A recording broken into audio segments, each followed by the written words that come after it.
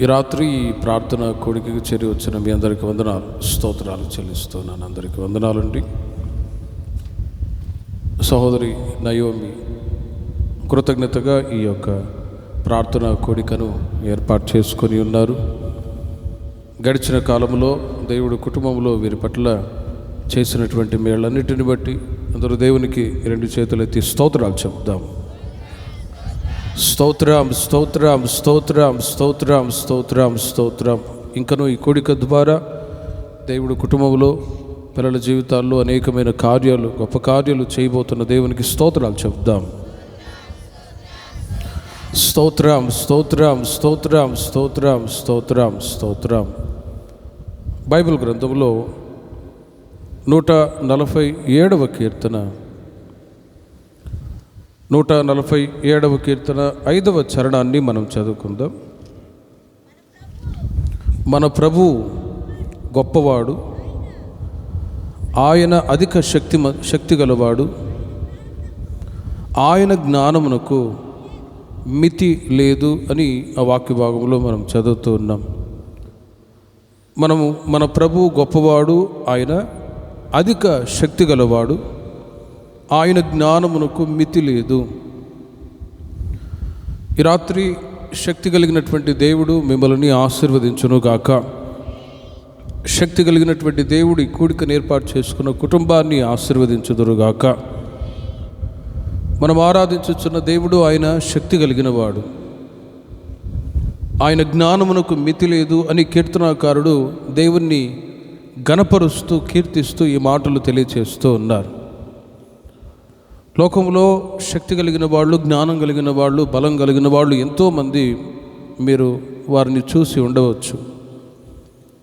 కానీ లోకంలో గొప్పవాళ్ళుగా పిలువబడ్డవాళ్ళు, జ్ఞానవంతులుగా పిలువబడ్డవాళ్ళు, శక్తిమంతులుగా పిలువబడ్డవాళ్ళు ఈ లోకంలో ఉన్నంత వరకే వారు ఆ పేరు ప్రఖ్యాతులు సంపాదించుకొని ఉంటారు. కానీ వారు కనుమూసిన తర్వాత అవన్నీ కూడా మరుగైపోతూ ఉంటాయి. చాలామంది మేము గొప్పవాళ్ళము, జ్ఞానం కలిగిన వాళ్ళము, శక్తి కలిగిన వాళ్ళము అని అతిశయపడిన వాళ్ళు ఉన్నారు. వారు ఈ రోజున చనిపోయి మరణాన్ని జయించలేని స్థితిలో మరుగు చేయబడ్డారు.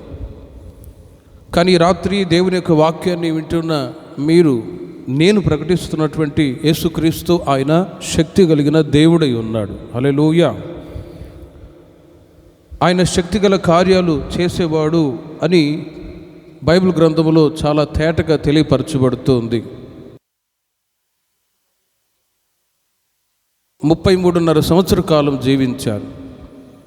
30 సంవత్సరాలు తల్లి తండ్రి దగ్గర ఆయన విధేయత కలిగి లోబడి జీవిస్తూ 30 సంవత్సరాల వయసు రాగానే పరలోక రాజ్య సువార్త తెలియచేయటానికి తన తల్లిని తండ్రిని వదిలిపెట్టి బయలుదేరి వచ్చాను. తండ్రి యొక్క చిత్తాన్ని నెరవేర్చడానికి బయలుదేరి వెళ్ళాను. ఈ లోకంలో యేసుక్రీస్తు వారు ఆయన చేసిన సేవా పరిచర్య 3.5 సంవత్సర కాలం, 30 సంవత్సరాలు తల్లి తండ్రి దగ్గర ఉండి వారిని విడిచిపెట్టి 3.5 సంవత్సర కాలం ఈ లోకంలో యేసుక్రీస్తు వారు పరలోకంలో ఉంటున్న తండ్రి యొక్క చిత్తాన్ని చేశారు. తండ్రి యొక్క చిత్తము యేసుక్రీస్తు వారి పట్ల ఏంటంటే, లోకంలో ఎంతోమంది నశించిపోతూ ఉన్నారు, వారికి రక్షణ కావాలి. ఎంతోమంది చెడు అలవాట్ల చేత భయంకరమైనటువంటి శాపాన్ని అనుభవిస్తూ ఉన్నారు. మరి అట్టి ప్రజలకు రక్షణ కావాలి అని అంటే, నా అద్వితీయ కుమారుణ్ణి నేను పంపిస్తే క్రీస్తు ద్వారా ప్రజలకు రక్షణ కలుగుతుంది అని పరలోకంలో ఉంటున్న తండ్రి అయినటువంటి దేవుడు తన కుమారుడైన యేసుక్రీస్తుని ఈ లోకానికి పంపించారు. యేసుక్రీస్తు వారు ఈ లోకానికి వచ్చి మానవాళి కొరకై తన ప్రాణాన్ని త్యాగం చేశారు. మానవాళి కొరకై ఆయన మరణాన్ని జయించి తిరిగి లేచాడు. ఈ లోకంలో సంచరిస్తూ ఉన్నప్పుడు ఆయన గురించి రకరకాలుగా మాట్లాడుతూ వచ్చారు. ఈయన ఎవరు అని. సౌలు అనే వ్యక్తి కూడా నా మతమే గొప్పది, నా కులమే గొప్పది అనుకొని విరవీగుచూ ఉన్న అతన్ని యేసుక్రీస్తు వారు దర్శించినప్పుడు పౌలుగా మారిన తర్వాత నేను నమ్మిన దేవుడు శక్తి కలిగిన దేవుడు అని అప్పుడు విశ్వసించగలిగాను. అంతకు మునుపు నా మతమే గొప్పది, నా కులమే గొప్పది అనుకుంటూ విరవీగుచూ ఉన్న వ్యక్తి, కానీ దమస్కు మార్గంలో క్రీస్తు ఆయనను దర్శించిన తర్వాత ఆయన బ్రతుకు పరిపూర్ణంగా మారిపోయి ఓ నూతనమైన సృష్టిగా మారిపోయి ధర్మశాస్త్రాన్ని, దేవుని యొక్క వాక్యాన్ని చేతపట్టుకొని నేను ప్రకటిస్తూ ఉన్న యేసుక్రీస్తు ఆయన జీవము కలిగిన దేవుడు అని అనేక ప్రాంతాల్లో ప్రకటిస్తూ వచ్చాను. అంతవరకు మతోన్మాదిగా ఉన్న సౌలు క్రీస్తును ఎరిగిన తర్వాత దేవుని యొక్క వాక్యాన్ని ఇలా అనేక ప్రాంతాల్లో ప్రకటిస్తూ ఉన్నప్పుడు అనేకులు ఆశ్చర్యపోయారు, ఈ వ్యక్తి క్రీస్తును ప్రకటించడం ఏంటి? కానీ అనేక ప్రాంతాల్లో వెళ్ళిపోయి సౌలు తన సాక్ష్యాన్ని పంచుకున్నాడు. ప్రభు నన్ను దర్శించాడు, నా జీవితం వెలుగుగా మార్చబడింది, నేను ఆశీర్వాదకరంగా ఉన్నాను అని శక్తి కలిగిన దేవుడు అని పరిపూర్ణంగా విశ్వసించిన వాడై ప్రభు మార్గంలో నడిపించబడుతున్న వారికి అనేక ఆత్మ సంబంధమైన మాటలు వారికి తెలియచేసి బలపరుస్తూ వచ్చారు సంఘాన్ని. యేసుక్రీస్తు వారు సంచరిస్తూ ఉన్న రోజుల్లో ఈయన ఎవరో అనే ఒక ప్రశ్న చాలామంది ఆ రోజుల్లో ఆలోచిస్తూ ఉండేవాళ్ళు. యోహాను సువార్త 1వ అధ్యాయము 29-30 వాక్యాల్లో మీరు గమనించినట్లయితే యేసుక్రీస్తు ఈ లోకానికి రావటానికి ముందుగా బాప్తిస్మం ఇచ్చి యోహాను గారు ఈ లోకంలో వచ్చి మరునాడు యోహాను యేసు తన యొద్దకు రాగ చూచి, ఇదిగో లోక పాపమును మోసుకొని పోవు దేవుని గొర్రెపిల్ల, నా వెనుక ఒక మనుషుడు వచ్చుచున్నాడు, ఆయన నాకంటే ప్రముఖుడు గనుక ప్రేమిన వర్లరా, అక్కడ బాప్తిస్మం ఇచ్చి యోహాను గారు ఒక మాట అంటారు, ఈయన నాకంటే ప్రముఖుడు అని బాప్తిస్మం ఇచ్చి యోహాను గారు యేసుక్రీస్తు గురించి సాక్ష్యాన్ని చెప్తూ ఉన్నారు. ఈయన ఎవరు అనే మాటకి ప్రజలందరూ కూడా కలవరపడిపోతున్నారు. ఈయన ఎవరు?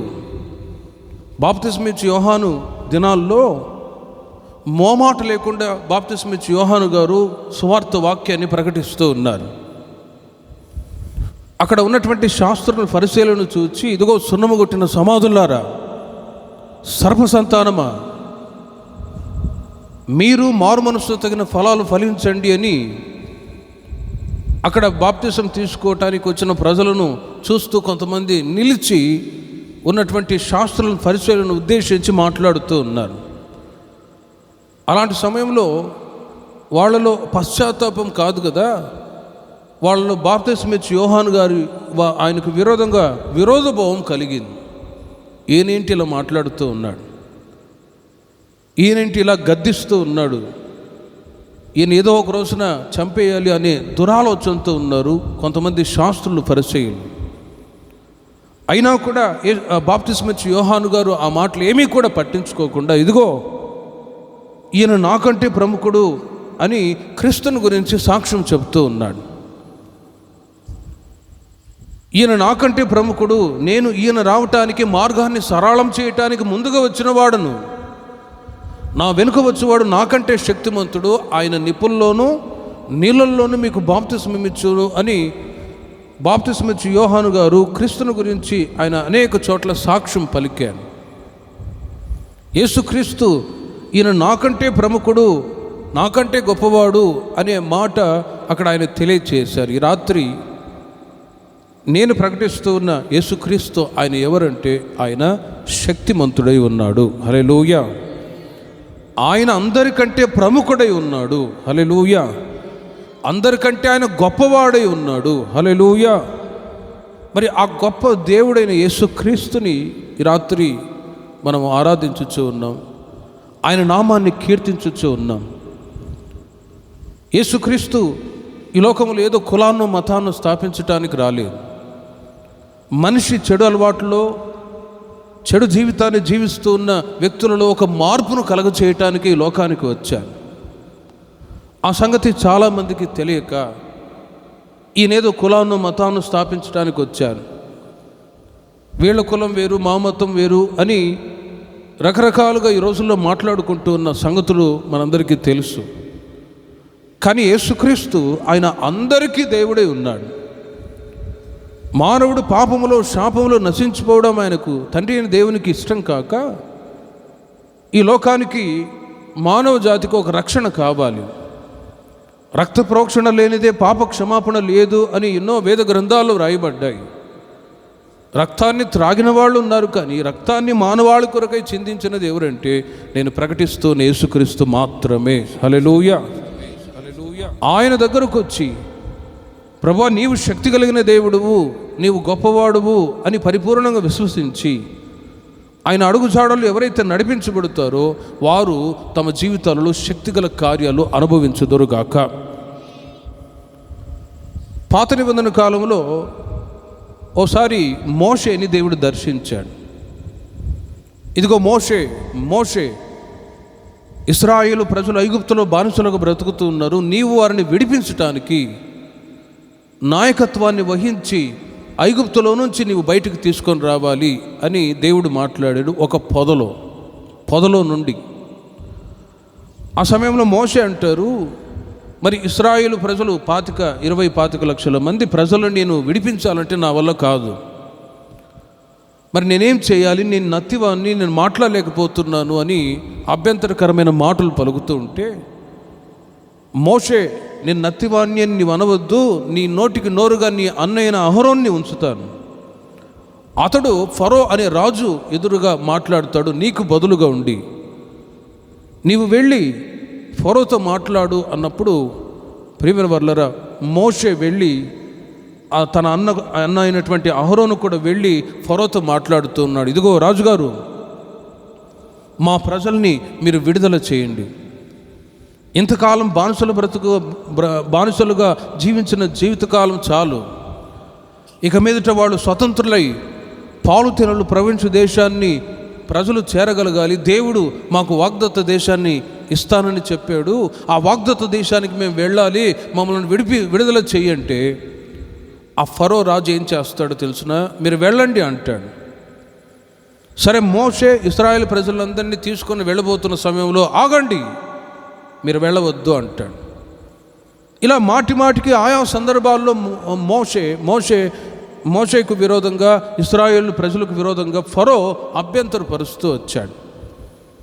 ఆ సమయంలో ప్రభు మాట్లాడుతూ ఉన్నాడు, ఇదిగో మోషే, ఫరో నీ మాటలు వినడు, కానీ 10 రకములైనటువంటి బాధ నేను కలగజేయబోతూ ఉన్నాను ఐగుప్తు దేశం మీద. మరి ఆ బాధకి తట్టుకోలేక అతడు ఖచ్చితంగా మిమ్మల్ని పంపిస్తాడు, నీవు వెళ్ళు అని మోషే చేతికి ఒక కర్రని ఇచ్చి పంపించాడు ఫరో ఎదుట నిలవబడమని.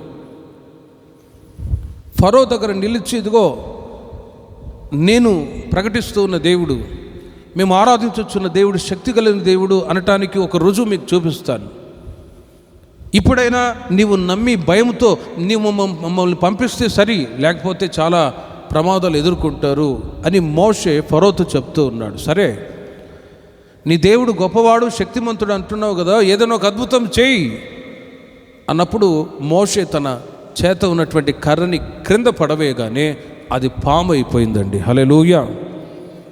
పాముగా మారిపోయింది. ఫరో అంటాడు, అదెంత పని, నా దగ్గర కూడా గారడి వాళ్ళు ఉన్నారు, మంత్రగాళ్ళు ఉన్నారు, వాళ్ళతో చెప్తే వాళ్ళు కూడా ఇలాగే మ్యాజిక్ చేస్తారు అని, ఇదిగో రే నువ్వు కూడా అలా చేయరా అని తన దగ్గర ఉన్నటువంటి మంత్రగాళ్ళకు చెప్తే, వాళ్ళల్లో ఉన్న ఒకతరు తన దగ్గర ఉన్న కర్రని తీసి వేయగా అది కూడా పాము అయిపోయింది. కానీ ఒక అద్భుతమైన కార్యం ఏంటంటే, ఆ కర్రగా మారినటువంటి పాముని మోషే విసిరిన కర్రగా మారిన పాము ఆ కర్రగా మారి పాముగా ఉన్నది చూడండి, దాన్ని మింగేసింది. అప్పుడు ఫరోకి భయం పట్టుకున్నది. హల్లెలూయా. అయినా కూడా ఫరో యొక్క హృదయం కఠినమైపోయింది. ఇకనైనా మమ్మల్ని వదిలిపెడతావా అంటే, అది ఎట్లా వదిలిపెడతారు, ఇంకొక అద్భుతం జరగాలి కదా, ఇంకొక ఆశ్చర్యకార్యం చేయాలి అన్నట్లుగా మాట్లాడుతూ ఉంటే మోషే తన కర్రను తీసి ఆ యోర్దాను నదిని అలా నీళ్ళకి కొట్టగానే మొత్తం అవన్నీ కూడా రక్తంగా మారిపోయింది. ఫరో నీళ్లు త్రాగటానికి వెళితే అవి కూడా ఎర్రగా రక్తంగా మారిపోతే త్రాగలేకపోయాడు, భయపడిపోతూ ఉన్నాడు. మీరు వెళ్ళండి, మీ దేవుని ఆరాధించడానికి వెళ్ళిపోండి అని చెప్తూ ఉన్నాడు. వెళుతూ ఉంటే మరలా అడ్డగిస్తూ ఉన్నాడు, మీరు వెళ్ళవద్దు, మీరు వెళ్ళవద్దు, ఈ ఐగుప్తులోనే మీ దేవుని ఆరాధించండి, ఈ ఐగుప్తులోనే మీ దేవునికి బలులు అర్పించండి, మీరు వెళ్ళవద్దు అని ఆటంకపరిస్తే మోషే అంటాడు, మా దేవుణ్ణి ఆరాధించడానికి ఇది తగిన స్థలము కాదు, దేవుడు చూపించిన స్థలంలోనే మేము ప్రభువుని ఆరాధించాలి, మమ్మల్ని వదిలిపెట్టండి అన్నా కూడా వదిలిపెట్టట్లేదు. ఆ తర్వాత భయంకరమైనటువంటి పేళ్ళు, ఆ తర్వాత మిడతలు, ఆ తర్వాత 10 రకములైనటువంటి బాధలు, చివరిగా ఆ ఫరో యొక్క జ్యేష్ఠ కుమారుడు మొదలుకొని ఆ ఇంట పనిచేసే పని మనిషి యొక్క జ్యేష్ఠ కుమారుడు వరకు పశువుల్లో, మనుషుల్లో మొత్తం జ్యేష్ఠ సంతతి మొత్తం చనిపోయిందండి. అప్పుడు ఫరోకి భయం పుట్టుకొని మీరు వెళ్ళిపోండి అని పంపించేశాడండి. ఒక్కసారి ఆలోచించండి ప్రేమిన వాళ్ళరా.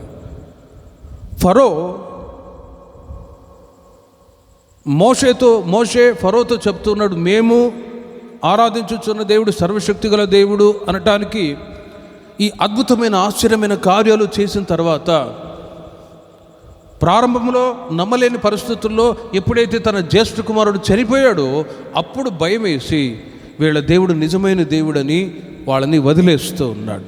దేవునికి మహిమ కలుగును గాక. చరిత్రలో మనం చదివితే సరే అంతవరకైనా వదిలిపెట్టి మౌనంగా ఉంటాడా? మోషే ఇశ్రాయేలు ప్రజలందరినీ తీసుకొని వెళ్తూ ఆయన ప్రయాణం చేస్తూ ఉన్నాడు. వాళ్ళు వెళ్తూ ఉండగా ఎదురు ఎర్ర సముద్రం. ఇక ఫరో అతని సైన్యం వెళ్ళిపోమని చెప్పిన వాడు మరలా వెనక అతను వాళ్ళని వెంబడిస్తూ ఉన్నాడు. సైనికులను తీసుకొని, రౌతులను సిద్ధపరుచుకొని, గుర్రములను సిద్ధపరుచుకొని, కత్తులను తీసుకొని వెళ్ళిపోయినటువంటి ఆ ఇశ్రాయేలులను మరలా ఐగుప్తులోనికి తీసుకొని రావాలి అని బయలుదేరి వెళ్తూ ఉన్నాను. ప్రేమిన వారలారా, ఒక అద్భుతమైన కార్యం ఏంటంటే శక్తి కలిగినటువంటి దేవుడు ఏం చేశాడో తెలుసునా? ముందు ఎర్ర సముద్రం, వెనకేమో ఫరో అతని సైన్యం ఉన్నప్పుడు ఇశ్రాయేలు ప్రజలందరూ కలవరి పడిపోతున్నాడు, భయపడిపోతూ ఉన్నారు. ఇదిగో మోషే, ఇక్కడ నీ మమ్మల్ని చంపడానికి తీసుకొచ్చావా? అనవసరంగా మేము ఎందుకు నీతో కూడా వచ్చాం? ఆ ఐగుప్తులో ఉన్నప్పుడే మేము క్షేమంగా ఉండేవాళ్ళం కదా అని సణుగుతూ గొణుగుతూ ఉన్నారు. కానీ మోషేతో దేవుడు చెప్తూ ఉన్నాడు, ఇదిగో మోషే, వారితో నీవు చెప్పు, భయపడవద్దు అని. మోషే వెళ్ళి దేవుని యొక్క మాటలు ఒక్కొక్కటిగా ప్రకటిస్తూ ఉన్నాడు. ఇదిగో ఇశ్రాయేలు ప్రజలారా, మీరు భయపడవద్దు, నేడు చూచుచున్న ఈ ఐగుప్తీయులని మరెన్నడూ కూడా మీరు చూడరు. యెహోవా మీ పక్షమును యుద్ధము చేయును, మీరు ఊరకయ్యే ఉండుడి. చప్పట్లు కొట్టండి అందరూ గట్టిగా. యెహోవా మీ పక్షమును యుద్ధము చేయును, మీరు ఊరకయ్యే ఉండుడి అన్నప్పుడు ఇశ్రాయేలు ప్రజలందరూ మౌనంగా అలాగే చూస్తూ ఉన్నారు. మోషే తన కర్రను చాపగా ఆ ఎర్ర సముద్రము కూడా 2 పాయలుగా మారిపోయాయి. ఆరిన నేల మీద ఇశ్రాయేలు ప్రజలు అద్దరికి చేరారు. దేవునికి మహిమ కలుగునుగాక. ఆ సంఘటనని సైంటిఫిక్గా ప్రూఫ్ చేశారు. ఆ మధ్య సముద్రం 2 భాగాలుగా మారడం ఏంటి, ఎలా సాధ్యం? సైంటిఫిక్గా ప్రూఫ్ చేసి వాళ్ళు చెప్తూ ఉన్నారు, తూర్పు గాలి అనేది చాలా బలమైన గాలి. దేవుడు ఆ తూర్పు గాలిని ఆజ్ఞాపిస్తే ఆ బలమైన గాలి వీచినప్పుడు దేవుడు సర్వశక్తి గలటువంటి దేవుడు, ఈ సృష్టి ఎవరి అధీనంలో ఉన్నది? దేవుని యొక్క అధీనంలో ఉన్నది. ప్రభు ఏం చేయాలన్నా ఆయన చేతుల్లో ఉంది, ఏమైనా చేయగలడు. కాబట్టి ప్రేమిన వారలారా, ఇశ్రాయేలు ప్రజలు ఆరిన నేల మీద దాటి వెళ్ళటానికి దేవుడు తూర్పు గాలిని పంపిస్తే ఆ తూర్పు గాలి బలంగా వీచుట ద్వారా ఆ ఎర్ర సముద్రము కూడా 2 పాయలుగా మారి అద్దరికి ఇశ్రాయేలు ప్రజలు చేరారు. ఆ అద్భుతమైన కార్యాన్ని శక్తి కలిగినటువంటి దేవుడు చేసిన ఆ సంగతి ప్రజలు చూసి ఆశ్చర్యపోయి గాన ప్రతిగానాలు చేసి దేవుని యొక్క నామాన్ని కీర్తించి గణపరుస్తూ వచ్చారు. దేవునికి మహిమ కలుగునుగాక. ఫరో అతని సైన్యమంతయు కూడా సముద్రంలో మునిగి చచ్చిపోయారండి. ఒకసారి ఆలోచించండి. ఈ మాటలన్నీ ఎందుకు మీకు తెలియచేస్తున్నానంటే వాక్యం చెప్తుంది, మన ప్రభువు గొప్పవాడు, ఆయన అధిక శక్తిమంతుడు, ఆయన జ్ఞానమునకు మితి లేదు. ఆయన శక్తిమంతుడై ఉండి శక్తిగల కార్యాలు తన ప్రజల జీవితాల్లో చేస్తూ ఉన్నాడు. అబ్రహాముతో కూడా దేవుడు ఒకసారి మాట్లాడుతూ ఉన్నాడు, ఇదిగో అబ్రహాం, నేను శక్తి కలిగిన దేవుణ్ణి, నీవు సంతానం లేదో అని నువ్వు బాధపడుతున్నావు కదా, నాకు అసాధ్యమైనది ఏదైనా ఉన్నదా అని దేవుడు మాట్లాడుతూ ఉంటే, మీకు అసాధ్యమైనది ఏదీ లేదు ప్రభువా అని అబ్రహాం విశ్వసిస్తూ ఉన్నాడు. 75 సంవత్సరాల వయసులో అబ్రహాంతో దేవుడు మాట్లాడుతూ ఉన్నాడు, నేను సర్వశక్తి గల దేవుడను, ఖచ్చితంగా నేను ఏ మాట అయితే చెప్పానో, నీకు సంతానాన్ని అనుగ్రహిస్తానని చెప్పాను, ఖచ్చితంగా నేను అనుగ్రహిస్తాను అని ఆ మాటని అబ్రహాం నమ్మాడు. తన భార్య అయిన శారా నవ్వుతూ ఉంది, ముసలివాళ్ళు అయిపోయాము, ఇప్పుడు మాకు సంతానం కలుగుతుందా, ఇది అసాధ్యం. కానీ దేవుడు అంటాడు, శారా నువ్వు నవ్వనేలా, నాకు అసాధ్యమైనది ఏదైనా ఉన్నదా, నేను సర్వశక్తి గల దేవుడను నీవు విశ్వసించు అని దేవుడు ఆమెను కూడా గద్దించి మాట్లాడినప్పుడు 100 సంవత్సరాల వయసులో ఉన్న అబ్రహాము, 90 సంవత్సరాల వయసులో ఉన్న శారాకి దేవుడు గర్భఫలాన్ని ఇచ్చి ఆశీర్వదించాడు. దేవునికి మహిమ కలుగును గాక. అబ్రహాము జీవితంలో కూడా నేను సర్వశక్తి గల దేవుడను అని ప్రభు తను తాను ప్రత్యక్షపరుచుకున్నాను. ఈ రాత్రి ఈ ప్రార్థన కోడికకి చేరవచ్చిన మీ జీవితాల్లో కూడా ఆయన సర్వశక్తి గల దేవుడుగా ఉండి మీరు ఏ ఏ కార్యాలు ఈ ప్రార్థన అయిన తర్వాత చివరిగా మీరు ప్రార్థన చేసుకోబోతున్నారో అవన్నీ కూడా నా దేవుడు మీ జీవితాలు సఫలం చేయునుగాక. మరి శక్తి కలిగిన దేవుడు ఏం చేయగలరు? ఒక 3-4 విషయాలు మీకు తెలియచేస్తాను. ఈ మాటల చేత నా దేవుడు మిమ్మల్ని ఆత్మీయంగా బలపరచునుగాక. శక్తి కలిగిన దేవుడు మన జీవితాల్లో ఏం చేస్తారు? యాకోబు రాసిన పత్రిక 4వ అధ్యాయము 12వ వాక్యాన్ని మీరు చూడండి.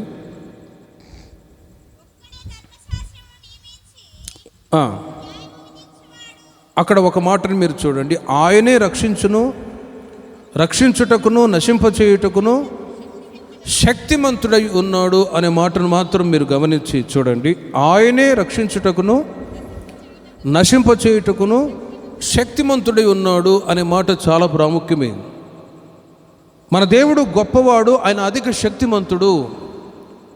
మరి శక్తిమంతుడైన దేవుడు ఏం చేస్తాడు అనే సంగతులు మీకు తెలియచేస్తూ ఉన్నాను. ఆయనే రక్షించుటకును నశింపచేయుటకును శక్తిమంతుడై ఉన్నాడు అని వాక్యం చెప్తూ ఉంది. రక్షించాలన్నా దేవుని చేతుల్లో ఉంది, నశింపచేయాలన్నా ఎవరి చేతుల్లో ఉందండి? దేవుని చేతుల్లో ఉంది. ఎందుకంటే ప్రభు ఆయన సృష్టికర్త. సృష్టిని దేవుడు ఈ లోకాన్ని 6 రోజులు సృష్టించాడు. 5 రోజులు ఈ భూమిని ఆకాశాన్ని సృష్టించి 6వ రోజు తన పోలికల్లో మానవుని సృష్టించి 7వ రోజు విశ్రాంతి దినము అని తెలియచేశారు. దేవాది దేవుడైన ప్రభు ఆయన రక్షకుడుగా ఉండి ఈ లోకాన్ని ఆయన మొదట సృష్టికర్తగా ఉండి సృష్టించిన దేవుడు. ఈ సృష్టిలో ఉన్నవన్నీ కూడా ఎవరి స్వాధీనంలో ఉన్నాయి? దేవుని స్వాధీనంలోనే ఉన్నాయి. రక్షించాలన్నా నశింపచేయాలన్నా ప్రభు చేతుల్లోనే ఉన్నాయి. రక్షించటానికి శక్తిమంతుడు, నశింపచేయటానికి కూడా ఆయన శక్తిమంతుడై ఉన్నాడు. కానీ రక్షణ అనేది దేవుడు తన ప్రజలకు అనుగ్రహించటానికి శక్తిమంతుడై ఉన్నాడు. ఉదాహరణకి బైబిల్లో మీరు గమనిస్తే దానియేలు గ్రంథం 6వ అధ్యాయంలో మీరు గమనించినట్లయితే, ఒకసారి దర్యావేషు ఏలుబడి కాలంలో దానియేలు అనే ఒక భక్తుడు ఉన్నాడు. తాను ధర్మశాస్త్రాన్ని పాటిస్తూ దేవుని యొక్క మార్గంలో నడిపించబడుతూ భయభక్తులు కలిగి ప్రార్థన చేసుకుంటూ చాలా నిష్ఠగా భక్తి చేస్తూ ఉన్న వ్యక్తి దానియేలు. ఓసారి దర్యావేషు ఏలుబడి కాలంలో ఒక చాటింపు చేశాడు. ఆ చాటింపు ఎందుకంటే ఈ దానియేలు రాజుగారి దగ్గర నమ్మకంగా యథార్థంగా పనిచేసుకుంటూ ఆశీర్వాదకరంగా క్షేమంగా కొనసాగుతూ ఉన్నాడు. కొంతమంది ఏం చేశారంటే ఈ దానియేలుకు విరోధంగా కుట్ర చేశారు. అసూయతో ఈ దానియేలు ఒక బానిసగా బబులోను దేశానికి వచ్చి రాజుగారి దగ్గర మంచి పేరు ప్రఖ్యాతులు సంపాదించుకుంటున్నాడే, మేము ఇన్ని సంవత్సరాలు రాజుగారి దగ్గర ఉన్నా కూడా మాకు మెప్పు ఘనత రావట్లేదు, ఈ దానియేలుని ఏ విధము చేతనైనను కృంగదీయాలి, బలహీనపరచాలి అనే ఆ మనసుతో అసూయత ఏం చేశారంటే రాజుగారి దగ్గరికి వెళ్ళి కొన్ని మాటలు చెప్తూ ఉన్నారు. రాజా, దానియేలు అనే ఒక వ్యక్తి ఉన్నాడు, పలాని మంచివాడే, కానీ పొరపాట్లు ఉన్నాయి అతని జీవితంలో. అంటే రాజుగారు నమ్మట్లేదు. అతడు ఎలాంటి వాడో నాకు తెలుసు, మీరు నోరు మూయండి అని తిడుతూ ఉండేవాడు. అయినా కూడా ఈ దానియేలుని ఏ విధం చేతే నేను చిక్కుల్లో చిక్కించాలి, ఇబ్బందుల్లో పెట్టాలి, ఉద్యోగం నుండి తీయించి బానిసగా ఉండేటట్లుగా కృంగదీయాలి అని రాజుగారి దగ్గర ఉన్నటువంటి కొంతమంది కుట్ర చేసి ఏం చేశారంటే ఈ దానియేలుని దేవుని సంబంధమైన విషయాలలో తప్ప మరి ఏ విషయంలో కూడా పట్టుకోలేము, దేవుని సంబంధమైనటువంటి విషయాల్లో తప్ప మరి ఏ విషయంలో కూడా ఇతడు పట్టుబడలేడు అని ఒక దురాలోచనతో ఏం చేశారంటే రాజుగారి దగ్గరికి వెళ్ళి, రాజా, ఈ రాజ్యంలో నీవే గొప్పవాడివి, నీవు దేవుని కంటే గొప్పవాడివి, కాబట్టి 30 రోజుల వరకు నీ దగ్గరే తప్ప ఏ ఒక్కరూ ఎక్కడ తమ దేవుళ్ళని ప్రార్థన చేసుకోకూడదు అని ఒక చాటింపు చేయండి అని రాజును పొగడేటట్లుగా కొన్ని మాటలు చెప్తూ వచ్చారండి. పొగిడితే ఎవరికైనా సంతోషం కదా. కాబట్టి రాజుగారికి ఆ మాటలన్నీ నచ్చి, నిజమే కదా, నేను దేవుని కంటే గొప్పవాడిని అని పొగుడుతున్నారే, నేను గొప్పవాడినే అని సరే అని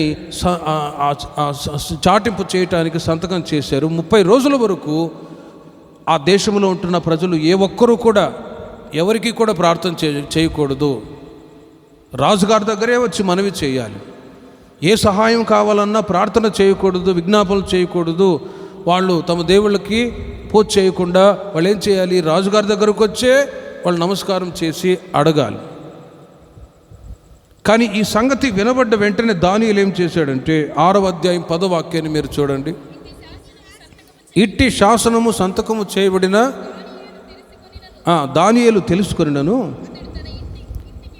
తన ఇంటికి వెళ్ళి యథాప్రకారముగా అనుదినము 3 మోకాళ్ళుని తన ఇంటి పై గది కిటికీలు యెరూషలేము తట్టునకు తెరవబడి ఉండగా తన దేవునికి ప్రార్థన చేయొచ్చు, ఆయనను స్తుతించుచు వచ్చును. అక్కడ మీరు గమనించండి, ఇట్టి శాసనం మీద సంతకం పెట్టబడి ఉన్నది. 30 రోజుల వరకు ఏ ఒక్కరూ ప్రార్థించకూడదు, స్తుతించకూడదు, రాజుగారి దగ్గరే వచ్చి ఆయన్నే గణపరచాలి, ఆయన్నే కొనియాడాలి అనే మాటల్ని ఏమాత్రం లెక్క చేయకుండా 3 దానియేలు ప్రార్థన చేస్తూ స్తుతిస్తూ వచ్చాడు.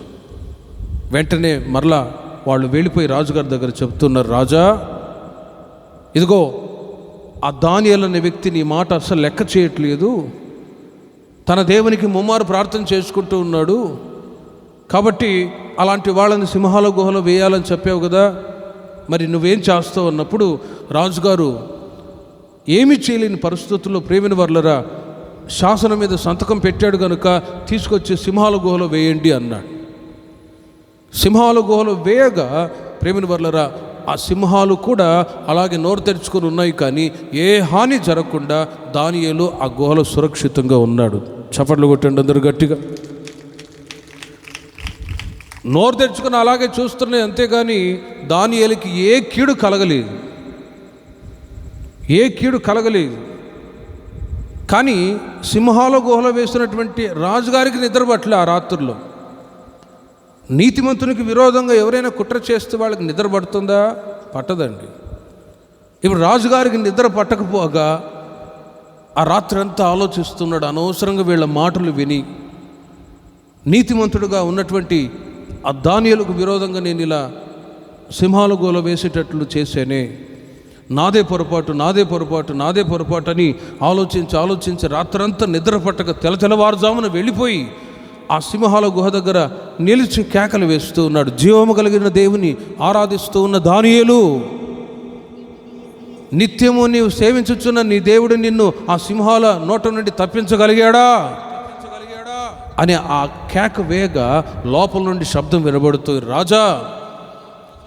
రాజా నా దేవుడు ఈ సింహాలు నాకు ఏ హాని చేయకుండా కాపాడి ఉన్నాడు, దేవునికే మహిమ కలుగునుగాక. ఏ హాని కలగకుండా దేవుడు కాపాడి ఉన్నాడు. ఇదిగో నేను దేవుని దృష్టికి నిర్దోషిని, నీ దృష్టికి నేను నిర్దోషిగా ఉన్నాను కాబట్టి ఈ సింహాలు నాకు ఏ హాని చేయలేదు అని ఆ కేకలు వేయగా వెంటనే సైనికులు పిలిపించి సింహాల గుహలో ఉన్నటువంటి దానియేలుని బయటికి రప్పించి, ఇప్పుడు ఎవరైతే దానియేలుకు విరోధంగా కీడు చేయాలని తలంచారో వాళ్ళందరినీ తీసుకొచ్చి సింహాల గుహలో వేశారు. ఎవరైతే కీడు చేయాలని ఆలోచించారో అసూయతో వాళ్ళందరినీ తీసుకొచ్చి సింహాల గుహలో వేయగా వాళ్ళ పరిస్థితి ఎలా మారిందో క్రింద వాక్యాలు చదువుకోండి. వారిని, వారి కుమారులను, వారి భార్యలను పడద్రోసిరి. వారు ఆ గుహ అడుగునకు రాక మునిపే, చూడండి, సింహముల పాలైరి, వారి ఎముకలు సైతము పగులగొరికి పొడి చేసును. చూడండి ఎంత కరెక్ట్గా రాశారు. అంటే కీడు చేసిన వాళ్ళ పరిస్థితి అలా మారిపోతుంది. కానీ నెక్స్ట్ దార్యావేషు రాజు ఈ సంగతులన్నీ తెలుసుకొని ఆ ప్రాంతంలో ఉంటున్న ప్రజలందరికీ కూడా ఒక చాటింపు చేస్తూ ఉన్నాడు. ఏంటో తెలుసిన 6వ అధ్యాయం 27వ వాక్యములు మీరు చూడండి. ఆయన విడిపించువాడును రక్షించువాడునై ఉండి పరమందును భూమి మీదను సూచక క్రియలను ఆశ్చర్య కార్యములను చేయవాడు అని తాను విశ్వసించాడు. ఆ చుట్టుప్రక్కల ఉన్న దేశంలో ఉంటున్న ప్రజలందరికీ కూడా చాటింపు చేశాడు. దేవునికి మహిమ కలుగును గాక. ఈ రాత్రి సర్వశక్తి కలిగినటువంటి దేవుడు ఆయన ఏం చేయగలడు అని మీరు ఒకవేళ అడిగితే, ఆయన రక్షించుటకును నశింప చేయుటకును శక్తిమంతుడై ఉన్నాడు. ఆయన నశింప చేయాలని ఆయన కోరడు, కానీ రక్షించటానికి లోకానికి వచ్చాడు. మరి ఎవరు రక్షించబడతారు అంటే, దానియేలు వలె నిర్దోషమైన జీవితాన్ని చేసేవాళ్ళు రక్షించబడతారు. దేవునికి మహిమ కలుగును గాక. ఎవరు ఆశీర్వాదకరంగా ఉంటారు అంటే, పాపానికి చెడుతనానికి దూరంగా ఉన్న ప్రజలు ఆశీర్వదించబడతారు. మీరు ఎలాగైనా ఉండండి, నేను నిన్ను ఆశీర్వదిస్తాను అని దేవుడు కానే కాదు. దానియేలు సింహాల గుహలో నుండి తప్పించబడ్డాడు, రక్షించబడ్డాడు అంటే తనకు తానే ఒక టెస్ట్ మని సాక్ష్యం పలుకుతూ ఉన్నాడు. నేను నా దేవుని దృష్టికి నిర్దోషిని. హల్లెలూయా. నీ దృష్టికి నేను నిర్దోషిగా ఉన్నాను కాబట్టి దేవుడు నన్ను కాపాడి ఉన్నాడు. ఒక్కసారి ఆలోచించండి ప్రేమిని వర్లరా. ఆయన నిన్ను రక్షించటానికి శక్తిమంతుడు, కానీ నీ జీవితంలో నిర్దోషత్వాన్ని ప్రభు కోరుకుంటూ ఉన్నాడు. నిర్దోషత్వం కలిగిన వాళ్ళు ముమ్మోరు ప్రార్థన చేస్తారు. పాపం చేసేవాడు ప్రార్థన చేయడు, ప్రార్థన చేసేవాడు పాపం చేయడు, పాపం చేసేవాడు ప్రార్థన చేయడు. కానీ దానియేలు నిర్దోషిగా ఉన్నవాడు కాబట్టి ఏ కీడు అనేది తన జీవితంలో ఎదురు కాలేదు. సురక్షితమైన కాపుదలను అనుభవిస్తూ ఉన్నారు. ఈ రాత్రి ఆ శక్తి కలిగినటువంటి దేవుడు మీకు, మీ పిల్లలకు కాపుదలు దయచేదురుగాక. ఆయన రక్షించే దేవుడుగా మీకు తోడుగా ఉందురుగాక. రక్షించటానికి శక్తి కలిగిన వాడు. క్రొత్త నిబంధన కాలంలో యేసుక్రీస్తు ఒక చోట కూర్చున్నప్పుడు వ్యభిచారమందు పట్టబడిన ఒక స్త్రీని తీసుకొచ్చారు. వాళ్ళు అంటారు, బోధకుడా, ఈమె పాపం చేస్తూ ఉన్నప్పుడు పట్టుబడింది. మోషే ధర్మశాస్త్ర ప్రకారం ఇటు వాళ్ళని రాళ్లతో కొట్టాలని ఒక ఆజ్ఞ. మరి నువ్వేమంటావు అని ప్రశ్న అడిగారు. అప్పుడు యేసుక్రీస్తు వాళ్ళ వైపు తేరి చూచి, అరే వీళ్ళేమో దొరకని దొంగలు, ఈమె దొరికింది కాబట్టి దొంగ అయింది కదా, సరే మీలో ఎవడు పాపం చేయలేదో వాడే మొట్టమొదట ఆ మీద రాయి వేయాలి అన్నాడండి. ఇక ఆ మాటకి ఏ ఒక్కరు కూడా నోరు తెరవకుండా మౌనంగా, అరే మేము కూడా పాపం చేసిన వాళ్ళం కదరా, మేము కూడా దొంగలమే కదా, మేము కూడా వ్యభిచారులమే కదా అని ఒకరి ముఖాలు ఒకరు చూసుకొని మాట్లాడుకొని అందరూ వెళ్ళిపోయారండి. అప్పుడు యేసుక్రీస్తు వారు అంటారు, అమ్మా ఇదిగో నేను నిన్ను శిక్షించాలంటే నేను ఒక్కడిని సమర్థుని. శిక్షించడానికి నేను రాలేదు, రక్షించటానికే వచ్చాను. మరి ఎక్కువ కీడు కలగకుండా ఉండు నిమిత్తమై నీవు మీదట మరెన్నడూ కూడా పాపము చేయవద్దు. చప్పట్లు కొట్టండి గట్టిగా.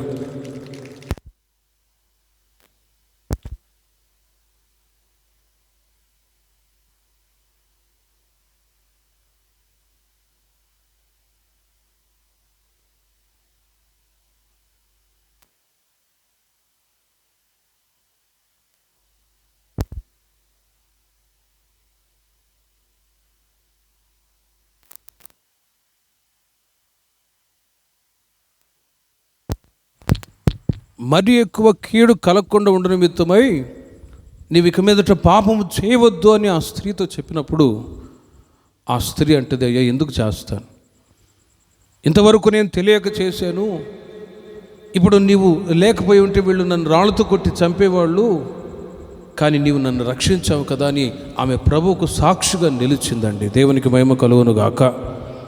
కాబట్టి ఆమె గురించి బైబిల్లో ప్రస్తావించబడటానికి గల కారణం ఏంటో తెలుసిన, అంతవరకు చీకటిలో ఉన్న స్త్రీ, అంతవరకు తన జీవితాన్ని నాశనం చేసుకొని పాపకరమైన జీవితంలో జీవిస్తున్న ఆమె జీవితంలో ఒక వెలుగు ప్రకాశించటం ద్వారా, ఓ న్యూనెస్, ఓ నూతన సృష్టిగా ఆమె మారుట ద్వారా ఆమె దేవుని చేత రక్షించబడి క్షేమాన్ని అనుభవించింది. కాబట్టి ఆమె గురించి బైబిల్లో ప్రస్తావించబడింది. లేదు నేను ఇంకా పాపంలోనే ఉంటాను, చీకటిలోనే ఉంటాను అంటే రోమా సంఘానికి పౌలు గారు చెప్తూ ఉన్నారు, పాపపు జీతం మరణము అని. సంఖ్యాకాండంలో కూడా ఒక మాట రాయబడి ఉన్నది, ఎవరి పాపము వారిని పట్టుకొనును అని రాయబడి ఉందండి. నేను ప్రకటిస్తూనే యేసుక్రీస్తు ఆయన రక్షించుటకును నశింపచేయుటకును శక్తి కలిగిన వాడు. మరి ఎవరు రక్షించబడతారు, ఎవరు నశింప చేయబడతారో తేటకు మీరు ఈ రాత్రి వినండి. ఎవరైతే నిర్దోషమైన జీవితాన్ని జీవిస్తారో దానియేలు వలె వారు రక్షింపబడుదురుగాక. ఎవరైతే నేను ఇంకా పాపంలోనే ఉంటాను, చీకటిలోనే ఉంటాను, ఈ బ్రతికే నాకు బాగుంది అని కోరుకున్న వాళ్ళు నశింప చేయబడతారు. పాపపు జీతం మరణం, ఎవరి పాపం వాళ్ళని పట్టుకుంటూ ఉంది అని రాయబడి ఉంది. ఆ మధ్య ఒక ప్రాంతంలో జరిగిన సంఘటన మీకు చెప్తాను. సాధారణంగా అవి ఇప్పుడు ఎక్కువగా జరుగుతూనే ఉంటాయి. ఒక సంగతి ఏంటంటే, ఆ మధ్య ఒక కుటుంబంలో భార్యాభర్త ఉండేవాడు. భార్య కొంతకాలం భర్తతో బాగానే ఉన్నది, కానీ ఇంకొక వ్యక్తితో అక్రమ సంబంధం పెట్టుకున్నదండి. ఆ తర్వాత వాళ్ళిద్దరూ ఆలోచించి ఏం చేశారంటే, ఈయనను చంపేస్తే మరిద్దరం పెళ్లి చేసుకొని హ్యాపీగా ఉండొచ్చు అని దురాలోచనతో వాళ్ళు ఏం చేశారంటే, భర్త కష్టపడి రాత్రి మగుళ్ళు కష్టపడి సంపాదించి భార్యకు తెచ్చిపెడుతూ ఉంటే, భార్య మాత్రం ఇంకొక వ్యక్తితో అక్రమ సంబంధం పెట్టుకొని ఇష్టానుసారంగా జీవిస్తూ ఉంది. రోజులు గడిచిపోతూ ఉన్నాయి. ఒకసారి ఏం చేశారంటే, ఇతన్ని చంపేద్దామని ఒక ఆలోచన చేస్తూ ఉన్నారు. భర్త పని చేసి ఇంటికి అలసిపోయి వచ్చి స్నానం చేసి భోజనం చేసుకొని పడుకున్నాడు. గాఢ నిద్రలో అలసిపోయాడు. వెంటనే తన భార్య ఇంకొక వ్యక్తి వాళ్ళిద్దరు వచ్చి ఎలా చంపుదాం అని ఆలోచిస్తూ ఉంటే, ప్రక్కన వాళ్ళ ఇంటి వెనక ఒక పాత గ్యారేజ్ రూమ్ ఉంది. ఆ రూమ్లో ఏదైనా దొరుకుతుందా అని వెతుకుతూ ఉన్నారు. వెతుకుతూ ఉంటే ఒక పెద్ద సుత్తే, ఆ తర్వాత ఒక మేకు దొరికిందండి. ఆ సుత్తే, ఆ మేకు తీసుకొని వాళ్ళిద్దరు ఏం చేశారంటే, ఆ గాఢ నిద్రలో ఉన్న ఆమె యొక్క భర్తని వాళ్ళిద్దరు కలిసి ఏం చేశారు తెలుసునా, ఇక్కడ నొసట మేకు పెట్టి పెటామని కొట్టి తల పగులు కొట్టి చంపేశాడు. రాత్రుల్లో ఆ బాడీని తీసుకుని వెళ్ళి సమాధుల్లో గుంట తీసి పాతి పెట్టి నెమ్మదిగా వచ్చేసాడు. ఉదయాన్నే భార్య యాక్టింగ్ చేస్తుంది, నా భర్త కనబడలేదో అని ఉంటారు కదండి యాక్టింగ్ చేసేవాళ్ళు. కాబట్టి నా భర్త కనబడలేదు అని పోలీస్ స్టేషన్లో కూడా కంప్లైంట్ ఇచ్చింది. వాళ్ళు కూడా రిపోర్ట్ చేసుకున్నారు. వెతికారు, ఎక్కడా దొరకలే. 1 సంవత్సరం గడిచిపోయింది, 2 సంవత్సరాలు గడిచిపోయాయి. 2వ సంవత్సరంలో ఏం జరిగిందంటే, ఆ ప్రాంతంలో వరదలు వచ్చాయి. ఆ వరదలకి ఆ ప్రాంతం అంతా నీళ్లతో నిండిపోయి, షాపులు కానీ సమాధులు కానీ మొత్తం బురదతో నిండిపోయి ఏం జరిగిందో తెలుసున, సమాధుల్లో కూడా నీళ్ళు వచ్చేసే వరద తాకిడికి ఆ సమాధుల్లో ఉన్నటువంటి ఆ డెడ్ బాడీస్ అన్నీ కూడా బయటకు వచ్చేసాయి కొన్ని. ఇక వరద వచ్చి వెళ్ళిపోయిన తర్వాత మున్సిపాలిటీ వాళ్ళు, పోలీసు వాళ్ళు అందరూ వెతుకుతున్నారు శుభ్రం చేద్దామని. సమాధుల్లోనికి వచ్చి చూస్తే ఈ యొక్క శవం 2 సంవత్సరాల క్రితం చంపారు కదా, ఆ శవం అలాగే లేచి ఉంది. అప్పటికే ఆ వ్యక్తి కనబడలేదు అని పోలీస్ స్టేషన్లో కంప్లైంట్ ఇచ్చారు. ఆ చనిపోయిన శవాన్ని చూస్తే ఇక్కడ మేకుతో నొసట కొట్టి చాలా బలహీనంగా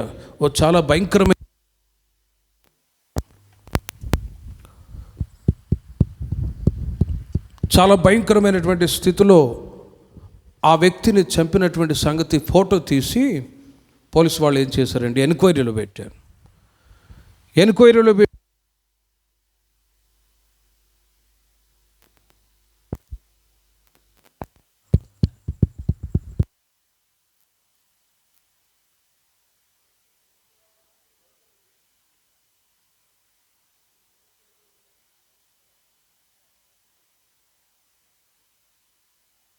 ఇదిగో 2 సంవత్సరాల క్రితం కనబడిన వ్యక్తి ఈ వ్యక్తి అని కన్ఫర్మ్ చేసి వాళ్ళ భార్యని అడుగుతూ ఉన్నారు. ఇదిగో నిజం చెప్పు, నిజం చెప్పు, భర్తను ఎవరు చంపింది, నీ భర్తను ఎవరు చంపింది?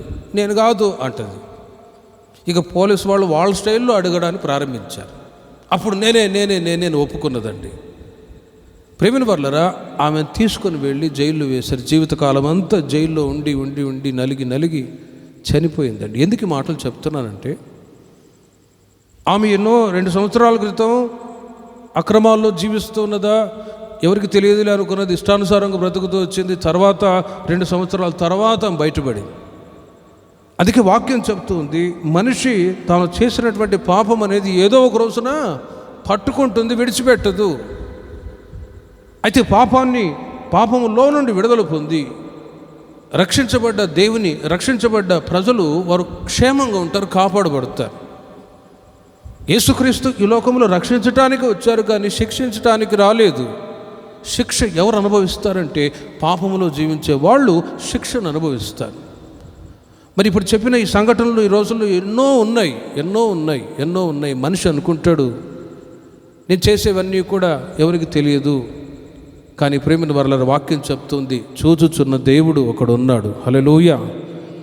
ఆయన దృష్టికి మరుగు చేసేవి ఏవి కూడా లేవు, మరుగైనవి ఏవి కూడా లేవు. కాబట్టి ఈ రాత్రి దేవుని యొక్క వాక్యం సెలవిస్తుంది, ఆయనే రక్షించుటకును నశింపచేయుటకును శక్తిమంతుడై ఉన్నాడు అని ఎరిగి నిర్దోషమైన జీవితాన్ని జీవిస్తున్న నీవు ఆ నిర్దోషమైన జీవితాన్ని ఇంకా కొనసాగింప చేస్తే నిన్ను బట్టి నీ సంతతిని నా దేవుడు ఆశీర్వదించుదురుగాక. ఒక్కసారి యేసుక్రీస్తుని విశ్వసించి నీతిమంతురాలుగా మారినప్పుడు నీ జీవితంలో ఉంటున్న నీతిని బట్టి నీ పిల్లల జీవితాలు కూడా తరతరాల వరకు నీతిమంతులుగా మార్చబడుదురుగాక. లేదా అనీతిగా జీవిస్తాను అంటే అనీతిని బట్టి కూడా తరతరాల వరకు శాపాలు కూడా వస్తూ ఉంటాయి. ఆ మధ్య నేను కంచికచర్ల ప్రాంతంలో సేవ చేస్తున్నప్పుడు ప్రతి ఆదివారం ఒక ప్రాంతానికి ఒక దామరపల్లి అని ఒక ప్రాంతానికి వెళ్ళి కూటం పెట్టి వచ్చేవారు. ఒక ఇంటి వాళ్ళు భోజనం పెట్టేవాళ్ళు, ఆశ్రయాన్ని ఇచ్చేవాళ్ళు, సేవకులు అంటే ప్రేమించేవాళ్ళు. ఆ తల్లి ఒకసారి చెప్పింది, అన్నయ్య, గతంలో ప్రభువుని ఎరగక మునుపు మా కుటుంబంలో శాపం. ఏంటి ఆ శాపం అంటే 2 సంవత్సరాలకు ఒక్కసారి 2 సంవత్సరాలకు ఒక్కొక్కళ్ళు ఇంట్లో చనిపోతూనే వస్తున్నారన్న.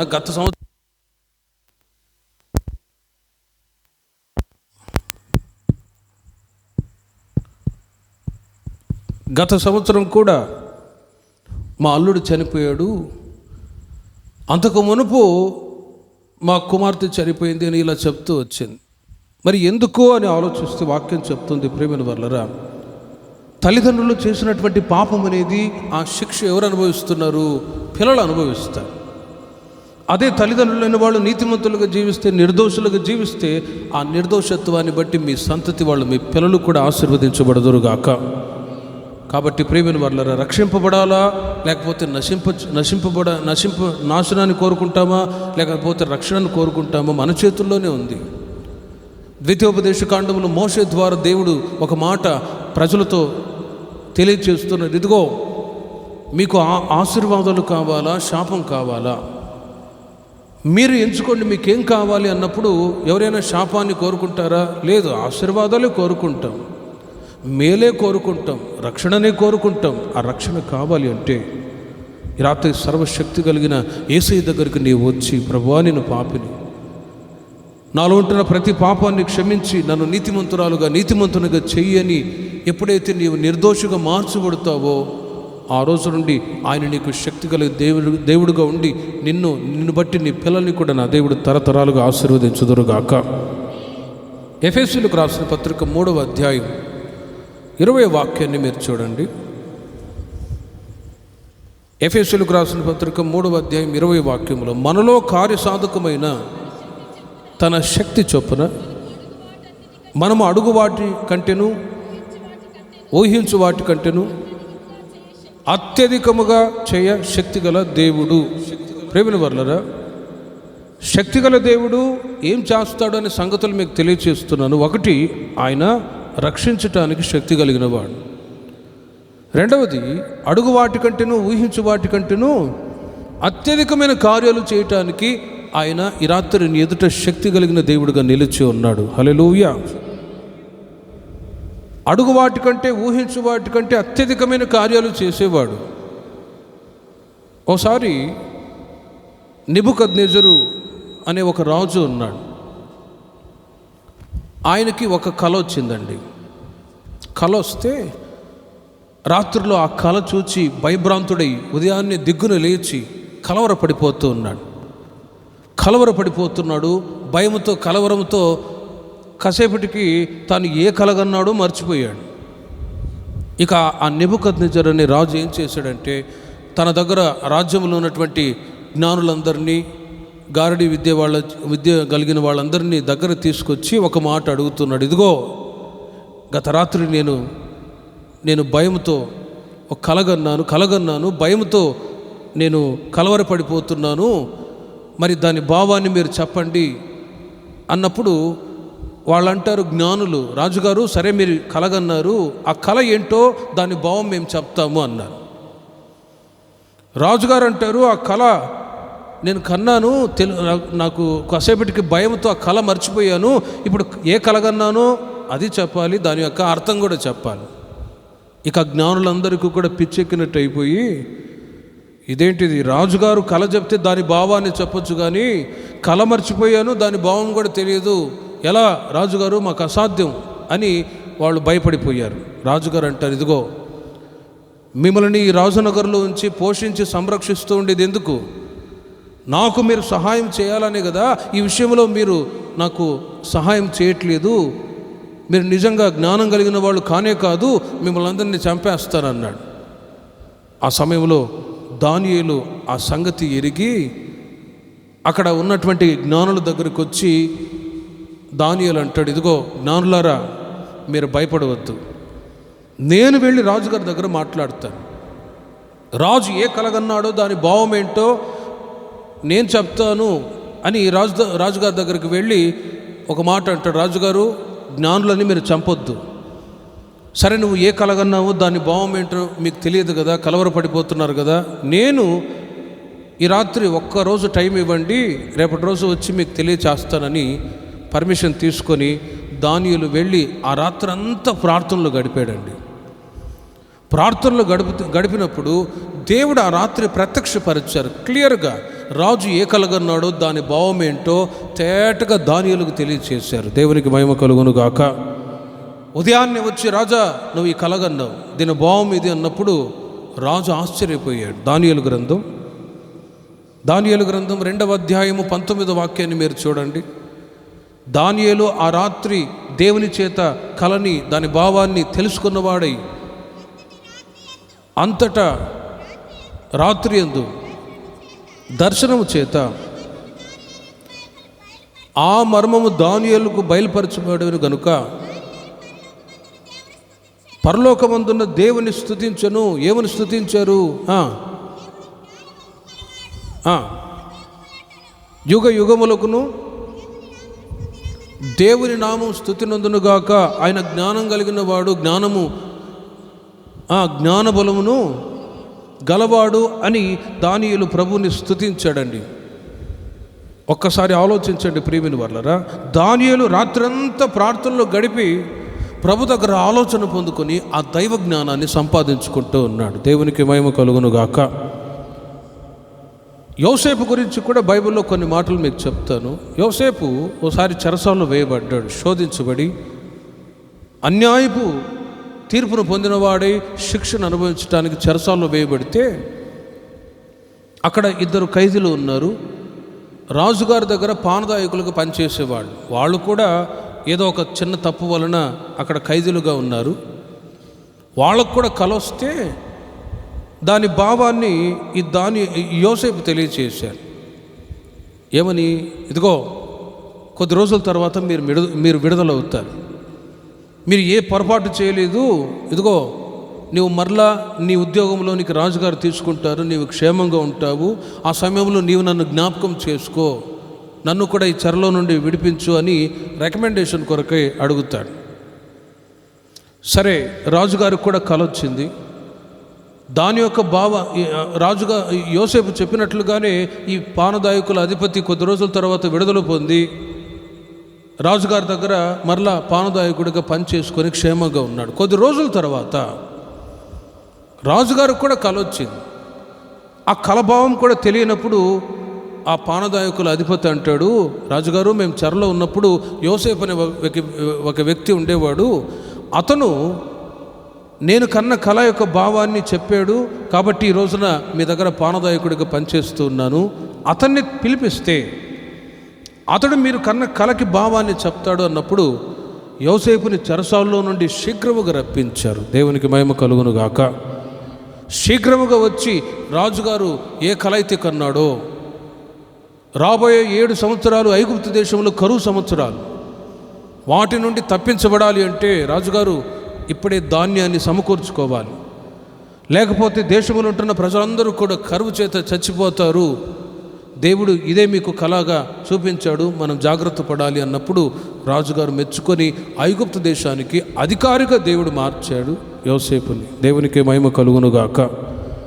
ప్రేమిన వర్లారా, దానియేలు జ్ఞానం కలిగినవాడు, యోసేపు జ్ఞానం కలిగినవాడు, సొలొమోను కూడా జ్ఞానం కలిగినవాడు.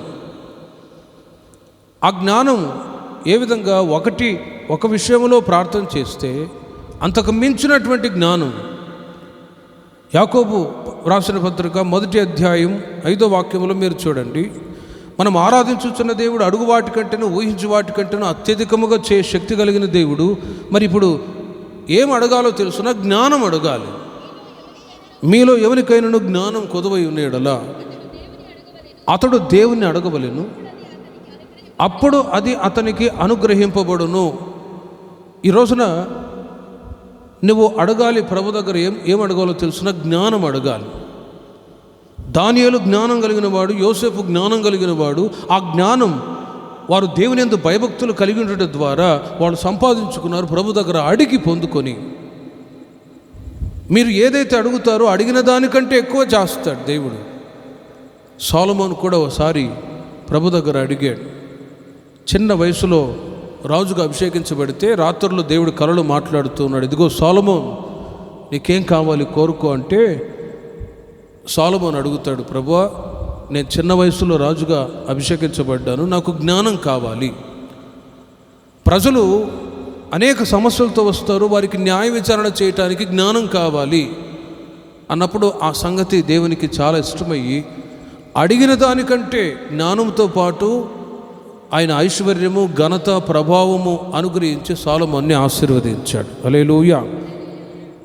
ఈ రాత్రి ఈ ప్రార్థనా కోడికకు చేరి వచ్చిన మీరు, మనం ఆరాధించుచున్న దేవుడు ఎవరో మీరు తెలుసుకోవాలి. ఆయన అడుగు వాటికంటేనూ ఊహించిన వాటికంటేనూ అత్యధికముగా చేయగలడు.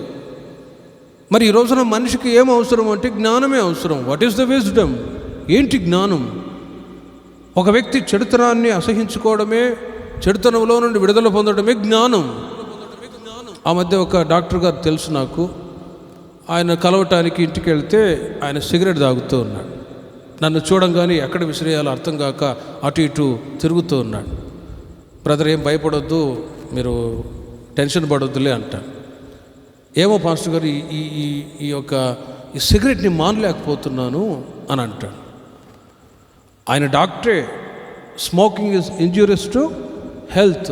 పొగ తాగడం హానికరము అని తెలుసు, కానీ వాటి నుండి విడుదల పొందలేని స్థితిలో జ్ఞానం అంటే ఏంటో తెలిసినా చెడుతనానికి దూరంగా ఉండడమే జ్ఞానం. ఆ జ్ఞానం ఎక్కడి నుంచి లభిస్తుందంటే ప్రభు దగ్గర నుండి లభిస్తాయి. అందుకే యేసుక్రీస్తుని మీరు సర్వశక్తి కలిగిన దేవుడిగా విశ్వసించినప్పుడు, యేసుక్రీస్తు యొక్క అడుగుజాడల్లో మీరు నడిపించబడ్డప్పుడు, దేవుని యొక్క వాక్యాలు మీరు చదువుతూ ఉన్నప్పుడు దైవ జ్ఞానాన్ని మీరు మీ పిల్లలు సంపాదించుకొందురుగాక. ఈ లోకంలో ఎలా బ్రతకాలి, ఎలా మాట్లాడాలి, ఎలా ప్రవర్తించాలి, కావలసిన ప్రతి ఆలోచన, ఎవ్రీథింగ్, ప్రతిదీ by the word of God, వాక్యము ద్వారా నా దేవుడు మీకు దైవ జ్ఞానాన్ని దయచేయుదురుగాక. మీరు అడుగు వాటికంటే, ఊహించు వాటికంటే అత్యధికముగా చేయగల దేవుడు ఆయన. సొలొమోను జ్ఞానం అడిగితే జ్ఞానంతో పాటు ఆయన ఐశ్వర్యాన్ని, ఘనతను కూడా ఇచ్చాడండి. ఈ రాత్రి ప్రభు దగ్గర మీరు ఏమడుగుతూ ఉన్నారు? మీరు అడిగిన దానికంటే అత్యధికంగా దేవుడు చేయుదురుగాక.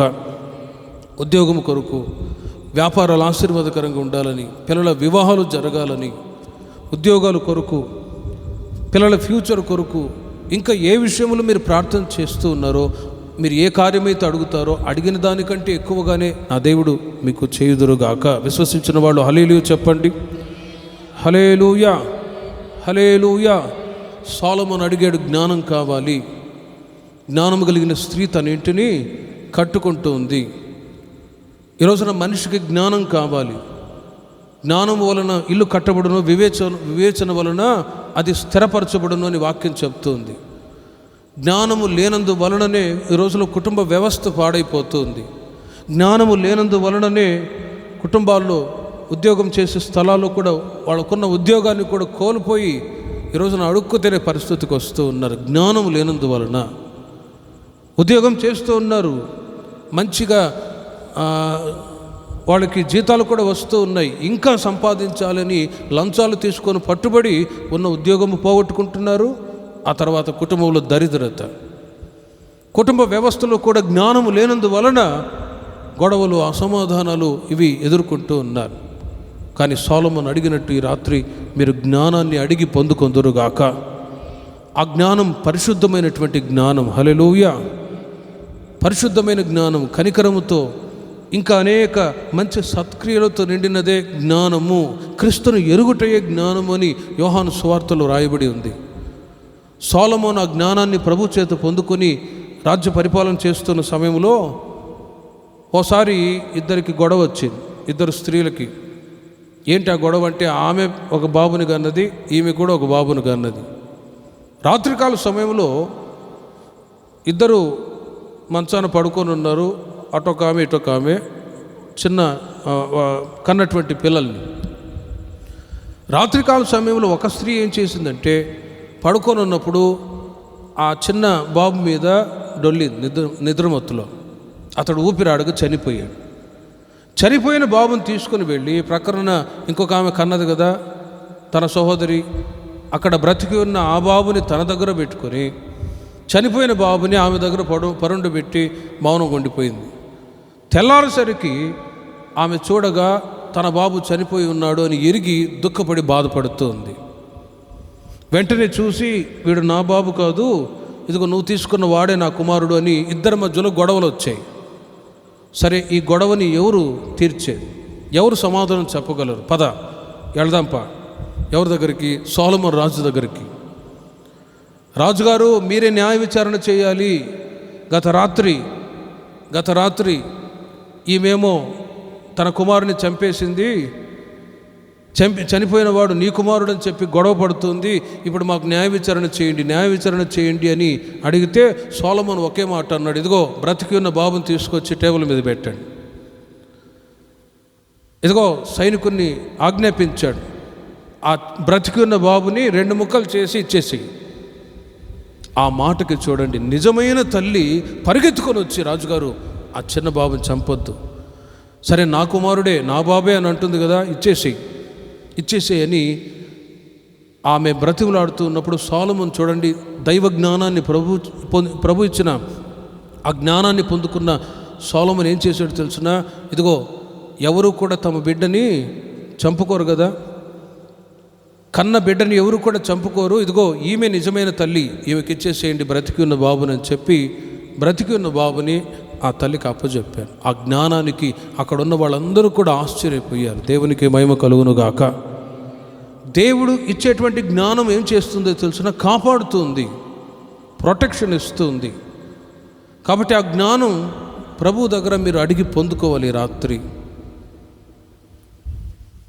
దినవృత్తాంతంలో 1 గ్రంథం 4వ అధ్యాయము 9-10 వాక్యాలు మీరు గమనించినట్లయితే, యబ్బేజు అనే ఒక భక్తుడు ఉన్నాడు. అతను ప్రభు దగ్గర అడిగాడు, ఎబ్బేజు తన సహోదరులందరికంటే గనుడై ఉండెను, వేదన పడి ఇతని కంటినని అతని తల్లి అతనికి ఎబ్బేజు అని పేరు పెట్టింది. ఎబ్బేజు ఇశ్రాయేలుల దేవుని గురించి మొరపెట్టాడు. ఏమని మొరపెట్టాడు? నీవు నన్ను నిశ్చయముగా ఆశీర్వదించి నా సరిహద్దును విశాలపరిచి నీ చెయ్యి నాకు తోడుగా ఉండనిచ్చిన ఎడల కీడు రాకుండా దానిలో నుండి నన్ను తప్పించుము అని ప్రార్థింపగా దేవుడు అతడు మనవి చేసుకునే దాన్ని అతనికి దయచేసను. ఎబ్బేజు చేసిన ప్రార్థన ఏంటో తెలుసునా? ప్రభువా, నా సహోదరులందరికంటే నేను ఆశీర్వదించబడాలి, కీడు రాకుండా నీవు నన్ను కాపాడండి అని చేసిన ప్రార్థనని చేసినటువంటి ఆ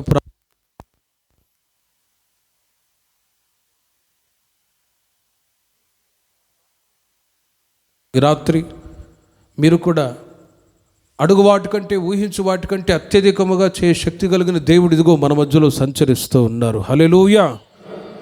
మరి ఈ రాత్రి నీవేం అడగాలో తెలుసున్న జ్ఞానం అడగాలి. ప్రభా, కుటుంబాన్ని ఎలా కట్టుకోవాలి, పిల్లల్ని ఎలా చూసుకోవాలి, ఏదైనా కష్టం వచ్చినా వాటిని ఏ విధంగా జయించగలగాలి, ఆ జ్ఞానాన్ని దయచేయండి. కొన్నిసార్లు భార్య భర్త మధ్యలో గొడవలు వస్తాయి. ఇద్దరు జ్ఞానం కలిగిన వాళ్ళే, ఇద్దరు తెలివితేటలు కలిగిన వాళ్ళే. అప్పుడప్పుడు వచ్చి నా దగ్గర అంటారు, పాస్టర్ గారు మీరు చెప్పండి, మీరన్నా చెప్పండి అంటారు. నేనేం చెప్పేది? చిన్నపిల్లలైతే ఒక దెబ్బ కొట్టి చెప్పొచ్చు. ఇద్దరూ జ్ఞానం కలిగిన వాళ్ళే, చదువుకున్న వాళ్ళే. మరి సమస్య ఎక్కడ వచ్చిందని పసిగట్టి దాన్ని తీసివేసుకోవద్దా? నేనేం చేయలేను, ప్రార్థన చేస్తాను అంటాను. ప్రేమిని వర్లరా, జ్ఞానం అవసరం. జ్ఞానం వలన ఇల్లు కట్టబడుతూ ఉంది. కాబట్టి జ్ఞానాన్ని మీరు అడిగి రాత్రి ప్రభు దగ్గర పొందుకొందురుగాక. రెండవది, ఎబ్బేజు వలె ప్రభు అందరికంటే నీవు నన్ను ఎక్కువగా ఆశీర్వదించు, కీడు రాకుండా నీవు నన్ను కాపాడు అని ప్రార్థన చేయగలగాలి. కీడు అనేది ఎక్కడి నుంచి ఏ విధంగా వస్తుందో తెలియదు, కానీ కాపుదల దేవుడు మీకు ఇది మొదలుకొని అనుగ్రహించుదురుగాక.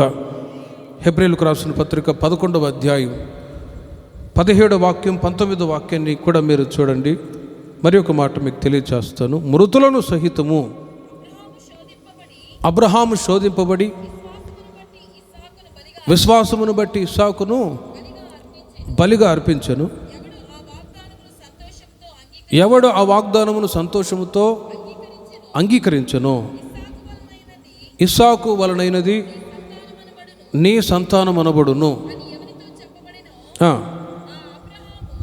అబ్రహాము, గమనించండి, మృతులను సహితము లేపుటకు దేవుడు శక్తిమంతుడై ఉన్నాడని ఎంచిన వాడై. చాలు, ఆ వాక్యాల్లో మీరు గమనించండి.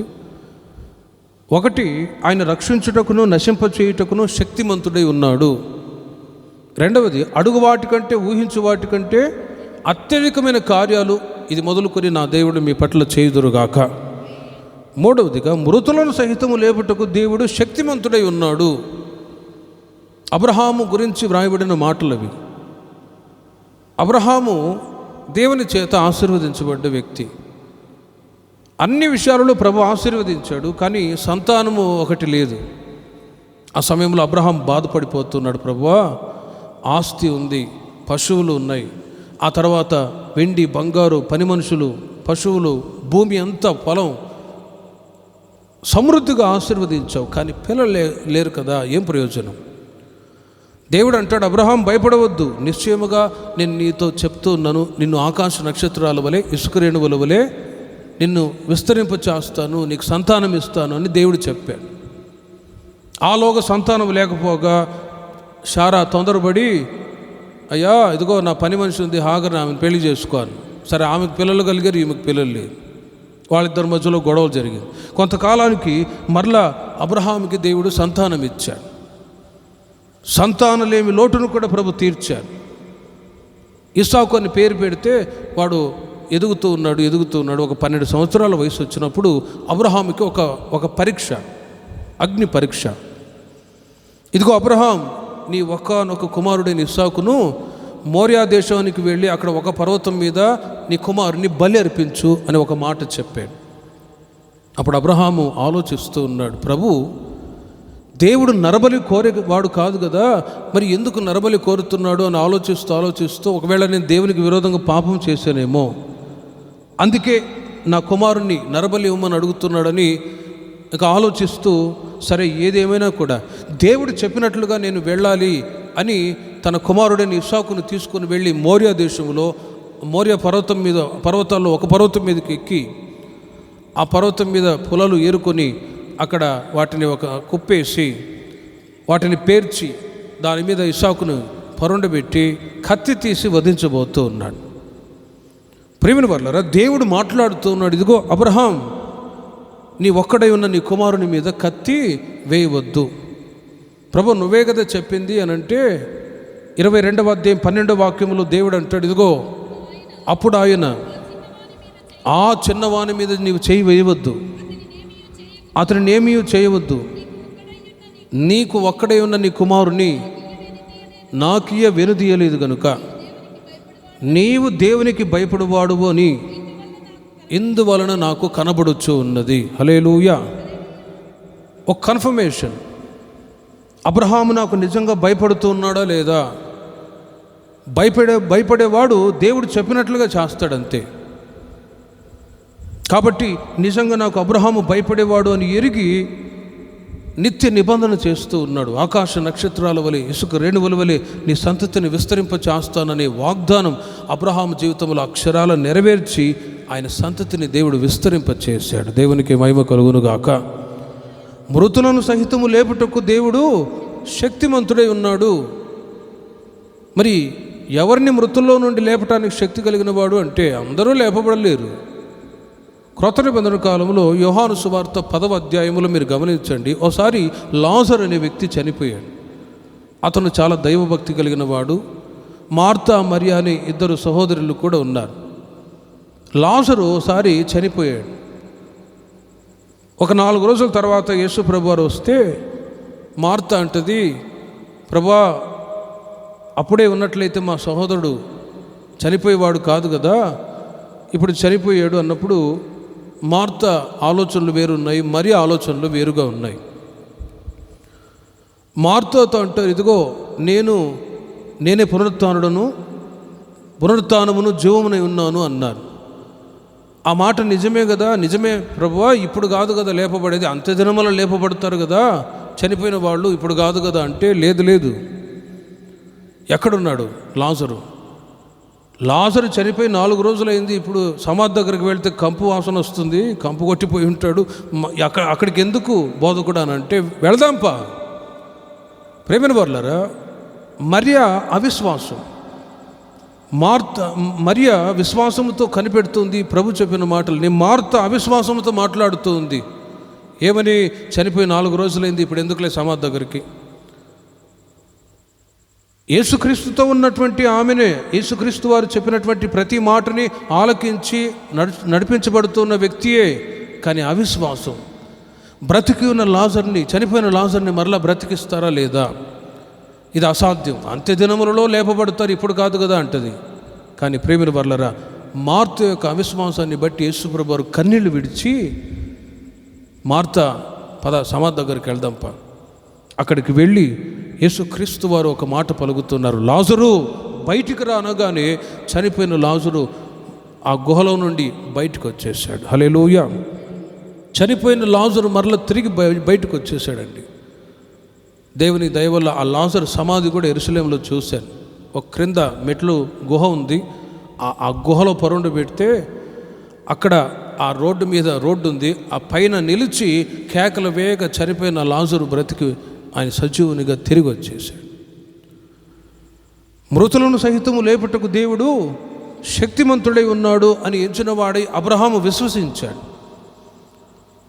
లాజరు లేపబడతాడు సజీవునిగా అని మరీ విశ్వసించింది. కానీ మార్తలో అవిశ్వాసం. మార్కు సువార్త 5వ అధ్యాయం 41వ వాక్యములో ఓసారి ఒక చిన్నది చనిపోయింది. అంతటా ఆయన ఆ 5 రొట్టెలను మార్క్సు వార్త 5వ అధ్యాయము 41వ వాక్యములో చూడండి. ఆ చిన్నదాని చేయి పట్టి తబితా కుమి ఆమెతో చెప్పెను, ఆ మాటకు చిన్నదానా లెమ్మని నీతో చెప్పుచున్నాను అని ఆ చిన్నదాన్ని దేవుడు బ్రతికింప చేశాడు. దేవునికి మహిమ కలుగును గాక. మీరు అక్కడ గమనించండి, సమాజ మందిరపు అధికారి యాయిరు అనే ఒక వ్యక్తి ఉన్నాడు. తన కుమార్తె జబ్బున పడి బలహీనంగా ఉన్నప్పుడు యేసుక్రీస్తు దగ్గరికి వచ్చి, అయ్యా నా కుమార్తె బాగుపడాలి, బ్రతుకున్నట్లు మీరు ఆమె కొరకు ప్రార్థన చేయటానికి రండి అని పిలిస్తే వెళ్తూ అక్కడికి వెళ్ళి ఈ మాట పలికారు, నా చిన్న కుమార్తె చావనై ఉన్నది, అది బాగుపడి బ్రతుకున్నట్లు నీవు వచ్చి దాని మీద నీ చేతులు ఉంచవలనని ఆయనను మిగుల బ్రతిమలాడుకొనగా, ప్రేమిన వర్లరా, ఆ చిన్నది బ్రతికింది. 5వ అధ్యాయము 41వ వాక్యాన్ని చూడండి మరి ఒకసారి. ఆ చిన్నదాని చేయి పట్టి తబితా కుమి అని ఆమెతో చెప్పెను, ఆ మాటకు చిన్నదానా లెమ్మని, ఆ మాటకి ప్రేమిన వర్లరా ఆ చిన్నది లేచింది. అక్కడ ఉన్న ప్రజలందరూ కూడా ఆశ్చర్యపోతూ ఉన్నారు. లూకాసు వార్త 7వ అధ్యాయము 13వ వాక్యాన్ని కూడా మీరు గమనించి చూడండి. ఒక విధవరాలు ఉన్నది, తన భర్త చనిపోయాడు, ఒకే కుమారుడు చనిపోతే అతన్ని సమాధి చేయటానికి తీసుకొని వెళ్తూ ఉన్నారు.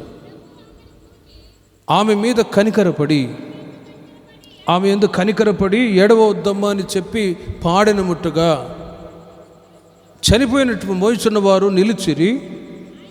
ఆయన చిన్నవాడ లెమ్మని చెప్పగా ఆ చనిపోయిన వాడు లేచి కూర్చుండి మాటలాడ సాగిను. దేవునికి మహిమ కలుగునుగాక. ప్రియమైన వర్లరా, మృతులను సైతం లేపుటకు దేవుడు శక్తి కలిగిన వాడు. ఈ మాటని ఇప్పుడు చెప్పిన ఈ విషయాలన్నీ మీరు గమనించినట్లయితే కొందరు విశ్వసించారు. చనిపోయిన వ్యక్తి మరలా బ్రతకడం ఏంటి? చనిపోయిన వ్యక్తి మరలా బ్రతికాడు, మరలా వాళ్ళు చనిపోయారు. కానీ శక్తి కలిగినటువంటి దేవుడు ఏం చేశాడంటే చనిపోయిన వాళ్ళని మరలా బ్రతికింప చేశారు. దేవునికి మహిమ కలుగునుగాక. ఈ మాటను బట్టి ప్రకటిస్తున్న సమయంలో కొందరు అంటారు, ఇదిగో చచ్చిపోయిన వ్యక్తిని తీసుకొస్తాం, బ్రతికించో అంటారు. కానీ వాక్యం చెప్తుంది, విశ్వాసం లేకుండా దేవునికి ఇష్టలై ఉండుట అసాధ్యము. ఆ మధ్య ఇద్దరు అత్తగోడలు కూర్చొని ప్రార్థన చేశారట. వాళ్ళ ఇంటి ముందు పెద్ద కొండ ఉంది. ఆ కొండ వేడికి తట్టుకోలేక, అమ్మాయి యేసుప్రభు వారు చెప్పారు కదా, ఆమెకి ఎంత విశ్వాసం ఉంటే చాలు, ఇక్కడ ఉండే కొండ పోయి సముద్రంలో పడమన్నా పడుతుంది కదా, అమ్మాయి కూర్చుందాం ప్రార్థన చేద్దామరా అని చెప్పి ఇద్దరు ప్రార్థన చేశారట. గంట సేపు, ప్రభువా ఇక్కడ ఉండే కొండ సముద్రంలో పోయి పడునుగాక, ఆవగించేంత విశ్వాసం ఉంటే చాలు, ఇక్కడ ఉండే కొండ పోయి సముద్రంలో పడమంటే పడుతుంది కదా అని ప్రార్థన చేసి గంట సేపు అయిన తర్వాత యేసునామములో వేడుకొనుచున్నాను తండ్రి ఆమెన్ అనగానే ఎక్కడుండే కొండ అక్కడే ఉంది. పక్కన వాళ్ళ అత్త అంటుంది, అమ్మే నాకు తెలుసా అమ్మే పోదని అని అంటుంది. విశ్వాసం లేకపోతే ఎక్కడ పోయింది? ఈ రోజున చాలామంది ఇలాంటి వార్తలు, ఇలాంటి మాటలు చెప్తూ ఉన్నప్పుడు చచ్చిపోయిన వాళ్ళు మేము తీసుకొస్తాం, బ్రతికించండి అంటారు. కానీ ఫెయిత్, విశ్వాసం లేకుండా దేవునికి ఇష్టలై ఉండట అసాధ్యం. దేవుడున్నాడా చూపించు నమ్ముతామని ఆ మధ్య కొంతమంది యవనస్తులు వచ్చి యేసన్న గారితో అడిగారట. దేవుడు అంటున్నావు కదా, మేము నమ్ముతాం, చూపించు. యేసన్న గారు ఒకే మాట అన్నారు, ఇదిగో రే నీ తలలో మెదడు ఉందా? ఎందుకు లేదు? చూపించరా అన్నాడు. అంతే యేసన్న గారు. ఇప్పుడు వాడి తలలో మెదడు చూడాలంటే ఏం చేయాలి? ఇప్పుడు తలని పగలగొట్టాలి. వామ్మో ఇంత మాట్లాడలేమని చెప్పి వాళ్ళు పారిపోయారు. ఇలా ప్రియమైన వర్లారా, మృతులను సైతము లేపుటకు దేవుడు శక్తి కలిగిన వాడై ఉన్నాడు అని ఈ మాటలు ప్రకటిస్తూ ఉన్నాం.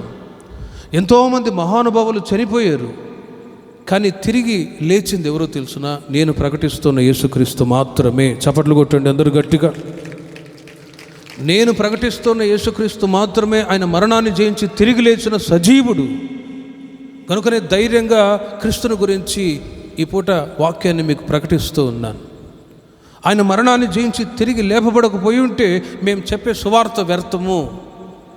ఆయన మరణాన్ని జయించి తిరిగి లేపబడకపోయి ఉంటే ఇక్కడ మీరు ప్రార్థనకు రావడం కూడా వ్యర్థం. ఆయన మరణాన్ని జయించి తిరిగి లేపబడకపోయి ఉంటే ఈ మందిరాలు ఎందుకు, దేవుని యొక్క వాక్యాలు ఇవన్నీ వ్యర్థమే కదా. అందుకే మేము పునరుద్ధానుడైన క్రీస్తుని ప్రకటించుచూ ఉన్నాం. ఆయన సిలువపై విడిన దేవుడే మానవాళి కొరకై ఆయన మరణించాడు. మరొక వైపు ఆయన మరణాన్ని జయించి తిరిగి లేచాడు కూడా. ఆ పునరుద్ధానుడైన క్రీస్తుని ఎవరైతే విశ్వసిస్తారో, యేసుక్రీస్తు నా కొరకై కల్వారి సిలువలో ప్రాణం పెట్టాడు, మరణాన్ని జయించి తిరిగి లేచాడు అని విశ్వసించిన వాళ్ళు ఒక రోజున చనిపోతారు. ఏ విధంగా క్రీస్తు మరణాన్ని జయించి తిరిగి లేచారో క్రీస్తునందున్న వాళ్ళు మొదట లేపబడుదురుగాక. ఇది క్రైస్తవుల్లో ఉన్నటువంటి విశ్వాసం. అందరికీ విశ్వాసం లేదు. అందుకే క్రైస్తవులు ఎవరైనా చనిపోతే వీళ్ళు ప్రభునందు నిద్రించారు అని అంటాం, కానీ మరణము అని అనరు. ఎందుకంటే యేసుక్రీస్తు ఆయన మరణించి పునరుద్ధానుడై తిరిగి లేచాడు. కొలొస్సీయులకు రాసిన పత్రిక 3వ అధ్యాయం 1వ వాక్యములో పౌలు గారు తెలియజేస్తున్నారు, మీరు క్రీస్తు యేసుతో కూడా లేపబడిన వాళ్ళే అయితే అనే ఒక మాట వాడతారు. మీరు క్రీస్తు యేసుతో కూడా లేపబడిన వాళ్ళే అయితే ఆ మాటకు అర్థం ఏంటంటే యేసుక్రీస్తు మరణాన్ని జయించి తిరిగి లేచాడని మీరు విశ్వసించిన వాళ్ళే అయితే పైన వాటి మీదనే కానీ భూ సంబంధమైన వాటి మీద మీరు మనసు పెట్టుకొనకుడి. ఏలైనగా మీరు మృతి చెందితిరి, మీ జీవము క్రీస్తులో కూడా దేవుని యందు దాచబడి ఉన్నది. కాబట్టి ప్రియమైన వారలారా, ఈ రాత్రి నేను ప్రకటిస్తున్న దేవుడు ఎవరో తెలుసునా? ఆయన మృతులను సహితము లేపుటకు శక్తి కలిగిన దేవుడై ఉన్నాడు. హల్లెలూయా. మృతులను సహితము క్రీస్తు యొక్క మార్గములో నడిపించబడి ఒక రోజున కన్నుమూసిన తర్వాత క్రీస్తు ప్రత్యక్షమయ్యే దినాలు ఈ రోజుల్లో సమీపిస్తూ ఉన్నాయి. మత్తయి సువార్త, లూకా సువార్తలు యేసుక్రీస్తు వారు చెప్తూ ఉన్నారు, నోవాహు దినాల్లో జరిగినట్లుగా మనుష్య కుమారుని దినములలో కూడా జరుగును, లోతు దినములలో జరిగినట్లుగా మనుష్య కుమారుని దినములలో కూడా జరుగును. మరి ఆ రోజుల్లో ఏం జరిగింది అని అంటే మనుషులు తినుచు త్రాగుచు పెళ్లి చేసుకునొచ్చు, పెళ్లికిచ్చుచు దేవుని కంటే సుఖానుభవాన్ని ఎక్కువగా ప్రేమిస్తూ ఉన్నారు. లోతు దినాల్లో కూడా వర్షావాయి లేకుండా ప్రవర్తించి ఆ ప్రవర్తన ప్రజల మధ్యలో కనిపించినప్పుడు పరలోకములో ఉంటున్న దేవుడు చూచి ఊరుకోలేదు. లోతుతో చెప్తూ ఉన్నాడు, ఇదిగో ఆ పట్టణం మీద నేను అగ్ని వర్షాన్ని కుమ్మరించబోతూ ఉన్నాను. ఈ ప్రజలు తలంచే తలంపులు ఊహ యావత్తు కేవలము చెడ్డదిగా ఉన్నది, ఇట్టి ప్రజలు భూమి మీద ఉండకూడదు అని నోవాహు దినాల్లో జలప్రలయం చేత భూమిని నాశనం చేస్తే, లోతు దినాల్లో ఈ భూమి ఆ లోతు దినాల్లో అగ్ని వర్షము చేత భూమిని నాశనం చేశారు. ఎందుకు ఆ నాశనం విధించారో తెలుసునా? నీతిగల సంతతి నేను కలగజేస్తాను. ఈ అనీతితో కూడినటువంటి సంతతి నాశనమైవ్వాలి. ఓ నీతిగల సంతతి నోవాహు ద్వారా, ఓ నీతిగల సంతతి లోతు ద్వారా కలగాలని కోరుకుంటూ వచ్చారు. కానీ ప్రేమిన వారలారా, సంవత్సరాలు గడిచే కొలది అబ్రహాము ఓ ఆశీర్వదించబడిన సంతతిగా ఉన్నప్పుడు, నోవాహు ఒక ఆశీర్వదించబడిన సంతతిగా ఉండగా దేవుడు మృతులను సైతము లేపుటకు శక్తి గలవాడు అని విశ్వసించేటట్లు ప్రేమిన వారలారా క్రొత్త నిబంధన కాలంలో క్రీస్తు ద్వారా మానవాళికి రక్షణ ప్రసాదిస్తూ ఉన్నారు. దేవునికి మహిమ కలుగునుగాక. యేసు క్రీస్తు ఈ లోకములో ఆయన మానవాళి కొరకై ప్రాణత్యాగం చేశారు. నేను కాలేజీలో చదువుతున్న రోజుల్లో మా ఫ్రెండ్స్ కామెంట్ చేసేవాడు, జీసస్ అంట ఆయన ఎందుకు దేవుడైతే సిలువలో ఎందుకురా మేకులు కూడా చంపుతారు అని కామెంట్ చేసి నవ్వుతారు. కానీ ప్రేమిన వారలారా, మానవాళి కొరకై క్రీస్తు కల్వారి సిలువలో ఆయన శ్రమ అనుభవించాడు. రక్త ప్రోక్షణ లేనిదే పాప క్షమాపణ లేదు. ఒక అనీతిమంతుని కొరకు నీతిమంతుడైన ఒక వ్యక్తి రక్తాన్ని చిందిస్తే తప్ప పాప క్షమాపణ కలుగదు. కాబట్టి పాప క్షమాపణ అనేది మానవ జీవితానికి త్రూ జీసస్ క్రైస్ట్, యేసుక్రీస్తు ద్వారానే కలుగుతూ ఉంది. ఆయన మృతులలో నుండి లేపబడ్డవాడు కాబట్టి నా కొరకై యేసుక్రీస్తు మృతులలో నుండి లేపబడ్డాడు అని విశ్వసించిన వాళ్ళు రక్షణలోనికి వస్తారు. బాప్తిసం తీసుకొని సంఘ సహవాసంలో చేర్చబడి భక్తిగా, నీతిగా, పరిశుద్ధంగా జీవించినప్పుడు ఒకరోజు చనిపోతారు. చనిపోయిన తర్వాత సమాధి చేసేటప్పుడు ఒక మాట వాడతాం, ఒకరోజు వీళ్ళు కూడా లేపబడుదురుగాక, వీళ్ళు కూడా లేపబడుతారు అనే ఒక విశ్వాసంతో సమాధి కార్యక్రమం చేస్తాం. ఎందుకంటే క్రీస్తునందు మృతులైన వాళ్ళు మొదట లేపబడుతారు. కాబట్టి ప్రియమైన వారలారా, యేసుక్రీస్తు ఆయన ఎవరో, ఏం చేసేవాడో ఈ రాత్రి మీరు ఎరిగిన వారై ఉండాలని ప్రభు కోరుకుంటూ ఉన్నాడు. ఒకటి, ఆయన రక్షించుటకును నశింపచేయుటకును శక్తిమంతుడై ఉన్నాడు. రెండవది, ఆయన అడుగు వాటికంటేనూ ఊహించిన వాటికంటేనూ అత్యధికమైన కార్యాలు చేసేవాడై ఉన్నారు. మూడవదిగా, మృతులను సహితము లేపుటకు దేవుడు శక్తిమంతుడై ఉన్నాడు. ఒక రోజున క్రీస్తు యొక్క మార్గములో మీరు నడిచి కనుమూసిన ఒక రోజున క్రీస్తు యొక్క ముఖదర్శనాన్ని మనం చూచుదుము గాక. అట్టి విశ్వాసం అవసరం. మనిషికి ఒకే జన్మ, ఒకే మరణం. ఒక భక్తుడు అంటాడు, life is a gift of God and let us live with the glory of God అంటాడు. జీవితం అనేది ఒక్కసారే మనిషికి అనుగ్రహింపబడుతుంది. మరొక జన్మ అంటూ లేదు. ఆ మధ్య ఒక కొట్టు దగ్గర ఒక ఎద్దు గంతులేస్తూ ఉంది. ఒక వ్యక్తి చూసి అంటూ ఉన్నాడట, గత జన్మలో మనిషిగా ఉన్నప్పుడు పాపం చేశాడు, అందుకే ఈ జన్మలో ఎద్దుగా దున్నపోతుగా ఉండి గంతులేస్తుంది అని అన్నాడట. కానీ బైబిల్ చెప్తుంది మనిషికి ఒకే జన్మ, ఒకే మరణం. కానీ ఈ జన్మలో, ఈ జీవితంలో క్రీస్తును కలిగి నడిపించబడమే గొప్ప కార్యం. దేవునికి మహిమ కలుగును గాక. అపోస్తలుల కార్యములు 20వ అధ్యాయము 32వ వాక్యాన్ని మీరు చూడండి. ఒక్క మాట చెప్పి నేను ముగిస్తాను. అపోస్తలుల కార్యములు 20వ అధ్యాయం 32వ వాక్యం. మీకు క్షేమాభివృద్ధి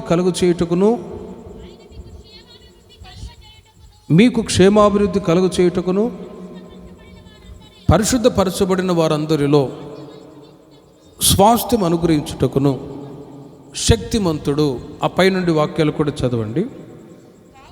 కావున 32వ వాక్యం చదవండి. ఇప్పుడు దేవునికిని ఆయన కృపావాక్యమునకును మిమ్మును అప్పగించుచున్నాను. ఆయన మీకు క్షేమాభివృద్ధి కలుగు చేయుటకును పరిశుద్ధపరచబడిన వారందరిలో స్వాస్థ్యం అనుగ్రహించుటకును శక్తిమంతుడు. ఈ మాటలో ఉన్న ఒక ఆంతర్యం ఏంటంటే, అపోస్తలుడైన పౌలు గారు దేవుని యొక్క వాక్యాలు ఇలాగే ప్రజలకు ప్రకటిస్తూ ఉన్నారు. అయితే ప్రజలు దేవుని యొక్క వాక్యాన్ని వాళ్ళు అంగీకరించాలి. దేవునికి ఆయన కృపావాక్యమునకు మిమ్మును అప్పగించుచున్నాను అంటారు. ఈ రాత్రి కూటమి ఏర్పాటు చేయమంటే ఏర్పాటు చేసాం, పాటలు పాడాం. దేవుని యొక్క వాక్యాలు కూడా మీరు వింటూ ఉన్నారు. ఈ వాక్యాలు మీరు విన్నప్పుడు మేము వాక్యానికి మేము అప్పచెప్తూ ఉన్నాం. చేరి వచ్చిన ప్రజలు వాక్యానుసారంగా నడవాలి, జీవించాలి అని వాక్యానికి మేము అప్పగించుతూ ఉన్నాం. తద్వారా కలిగే ఒక ఆశీర్వాదం ఏంటో తెలుసిన, మీకు క్షేమాభివృద్ధి కలుగునుగాక. వాక్యానికి మేము మిమ్మల్ని అప్పగించినప్పుడు మీకు కలిగే ఆశీర్వాదం క్షేమాభివృద్ధి. రెండవది, పరిశుద్ధపరచబడిన వారందులో స్వాస్థ్యం అనుగ్రహించుటకు ఆయన శక్తిమంతుడై ఉన్నాడు. క్షేమాభివృద్ధి. రెండవది, పరిశుద్ధపరచబడిన వారందరిలో స్వాస్థ్యాన్ని అనుగ్రహించబోతూ ఉన్నాడు. వాటిని అనుగ్రహించడానికి ఆయన శక్తిమంతుడై ఉన్నాడు. ప్రేమైన వారలారా, వాక్యం ప్రకటింపబడుతూ ఉంది. దేవుని ప్రజలైన మీరు వాక్యాలు వింటూ ఉన్నారు. వీటిని విని విడిచిపెట్టు వారై ఉండక ఈ వాక్యాలు మీ జీవితంలో 30దంతులుగా 60దంతులుగా 100ంతులుగా ఫలించునుగాక. ఆ వాక్యాలు మీ జీవితాల్లో ఫలభరితంగా ఉన్నప్పుడే మీరు క్షేమాభివృద్ధిని పొందుతారు. భౌతికంగాను ఆత్మీయంగాను క్షేమాభివృద్ధి కలుగుతుంది. అందుకే భక్తి గల దేవుని ప్రజలైన మీరు దేవుని యొక్క వాక్యాలు విన్నప్పుడు దైవభక్తిలో మీరు ఎదిగి క్షేమాభివృద్ధి చెందుతూ ఉంటారు. ఇది క్రైస్తవులకి, దేవుని ప్రజలకి ఎంతైనా అవసరం. కానీ వాక్యాలు వినేటప్పుడు మీరు సరైన విధంగా అర్థం చేసుకోగలగాలి. అందుకే మన సంఘంలో బైబిల్ స్టడీ కూడా ఏర్పాటు చేసాం. వాక్యాన్ని లోతుగా ధ్యానించి ఆత్మీయంగా ఎదగాలి, క్షేమాభివృద్ధి చెందాలి. క్రీస్తు ప్రత్యక్షమైనప్పుడు ఆయన ఇచ్చే పరలోక స్వాస్థ్యాన్ని పొందాలనే ఉద్దేశము చేత వాక్యం దేవుని ప్రజలైన మీరు విన్నప్పుడు, విశ్వసించి ఆ విధంగా నడిపించబడ్డప్పుడు క్షేమాభివృద్ధి చెందుతారు, భౌతికంగాను ఆత్మీయంగాను. కానీ సరైన విధంగా అర్థం చేసుకొని ఆ విధంగా మీరు నడవటానికి దేవుడు కృప దయచేయుదురుగాక. అర్థం చేసుకోవాలి. ఎలా అంటే అర్థం చేసుకొని పరిస్థితులు ఎలా ఉంటాయంటే, ఆ మధ్య ఒక అతను హాస్పిటల్కి వెళ్ళాడట. డాక్టర్ గారు మా నాన్నకి ఆరోగ్యం బాగాలేదు అని అంటే, ఆ డాక్టర్ గారు టానిక్ రాసిచ్చాడట. రాసిచ్చి ఇదిగో దీన్ని బాగా ఊపి పట్టించు అంటే, వాడికి అర్థం కాక రాత్రి తీసి ఇంటికి వెళ్ళిపోయి వాళ్ళ నాన్న భోజనం చేశాడు ముసలాయన. ఆ టానిక్ని అలా కుదిపి పట్టించమంటే వాడికి ఏమర్థమైంది, వాళ్ళ నాన్న తల పట్టుకొని అలా ఊపాడు, అంతే, దెబ్బకు చచ్చాడు ఆయన. ఊపమనే దేన్ని, ఆ టానిక్ని కదిపి పట్టించమంటే చూడండి, వాక్యం అర్థం కానప్పుడు ఇలా ఉంటాయి. డాక్టర్ గారు ఏం చెప్పారు, కరెక్ట్గా చెప్పారు, కానీ అర్థం చేసుకునే వ్యక్తి అలా పొరపాటు పడ్డాడు. ఇంకొక విషయం మీకు చెప్తాను. ఓ తండ్రికి 3 కుమారులు ఉన్నారు. ఆ 3 కుమారులు సోమరులండి, ఏ పని చేయట్లేదు. అప్పుడు తండ్రి వృద్ధాప్యంలోనికి వచ్చి వాళ్ళని పిలిచి, ఒరేయ్ నేను చచ్చిపోతే మీరు ఎలా బ్రతుకుతారా, మీరు ఎలా బ్రతుకుతారు, సరే ఒకవేళ నేను చనిపోయినా కూడా ఒక మాట చెప్పి నేను వెళ్తాను, పొలంలో ఏదో ఒక చోట ఓ బంగారు పెట్టెని నేను దాచిపెట్టానురా గత దినాల్లో, అది ఎక్కడుందో నాకు అర్థం కావట్లేదు, మీరు వెతికి వాటిని మీరు వాడుకొని మీరు క్షేమంగా బ్రతకండిరా అని తండ్రి చెప్పి చనిపోయాడు. వీళ్ళ ముగ్గురికి ఏం అర్థం కాక, చూడండి, వీళ్ళ ముగ్గురికి ఏం అర్థం కాక, సరే ఎక్కడో నిధి దాచిపెట్టాడు మా నాన్న అని చెప్పి వాటి మీదే మనసు కలిగి ఒక 10 ఎకరాల పొలం, అది శుభ్రత లేక ఇక అక్కడ పంట కూడా పండించుకోలేని స్థితుల్లో ఆ పొలమంతా బీడుపడిపోయి ఉంటే వీళ్ళ ముగ్గురు వెళ్ళి కొంతమంది పని మనుషులు పెట్టి మొత్తం శుభ్రం చేశారు. శుభ్రం చేసి సోమరులుగా ఉన్నవాళ్ళు, అప్పటి వరకు సోమరులుగా ఉన్నవాళ్ళు శుభ్రం చేసి అక్కడక్కడక్కడ తవ్వితే ఎక్కడ నిధులేం కనపడలే, శుభ్రం చేశారు. శుభ్రం చేశాం కదా, ఇంకెందుకులే విత్తనం వేద్దాం, పంట వేద్దామని చెప్పి వాళ్ళు పని మనుషులు పెట్టి పంట వేశారు. విత్తనాలు వేస్తే పంట ఫలించింది. 10 ఎకరాల పొలము వాళ్ళు వేసిన విత్తనంలో ఓ 100కి 100 రూపాయల దీవెన పొంది సంతోషిస్తూ వచ్చారు. దేవునికి మహిమ కలుగునుగాక. పంట చేతికొచ్చి డబ్బులు చేతికి రాగానే వాళ్ళ ముగ్గురికి అప్పుడు వెలిగింది, మా నాన్న చెప్పింది ఏదో పొలంలో దాచిపెట్టిన ధనాన్ని గురించి కాదురా, పొలాన్ని దున్ని సేద్యం చేసి సోమరులుగా ఉండకుండా పనిచేసి కష్టపడితే మీ చేతికి డబ్బులు వస్తాయని చెప్పాడు, ఇదే కదా అని వాళ్ళ మనోనేత్రాలు వెలిగించబడ్డాయి. ప్రేమైన వర్లరా, తండ్రి ఏవైతే చెప్తూ ఉన్నాడో వాటిని సరైన విధంగా అర్థం చేసుకున్నప్పుడే మీరు క్షేమాభివృద్ధి చెందుదురుగాక. వాక్యాలు విని వెళ్ళిపోయే వాళ్ళుగా ఉండకూడదు. ఒకరోజు వాక్యం ప్రతి ఒక్కరికి న్యాయ తీర్పు తీరుస్తుంది. మీరు విన్నారు కదా, ఈ విధంగా నడిపించబడ్డారా అని వాక్యం మీ మీద తీర్పు తీరుస్తుంది. అందుకే ఈ సమయంలో మీరు విన్న వాక్యాలన్నీ మీ జీవితాల్లో 100కి 100 రూపాయలుగా ఫలించున్నట్లు నా దేవుడు సహాయం దయచేదురుగాక.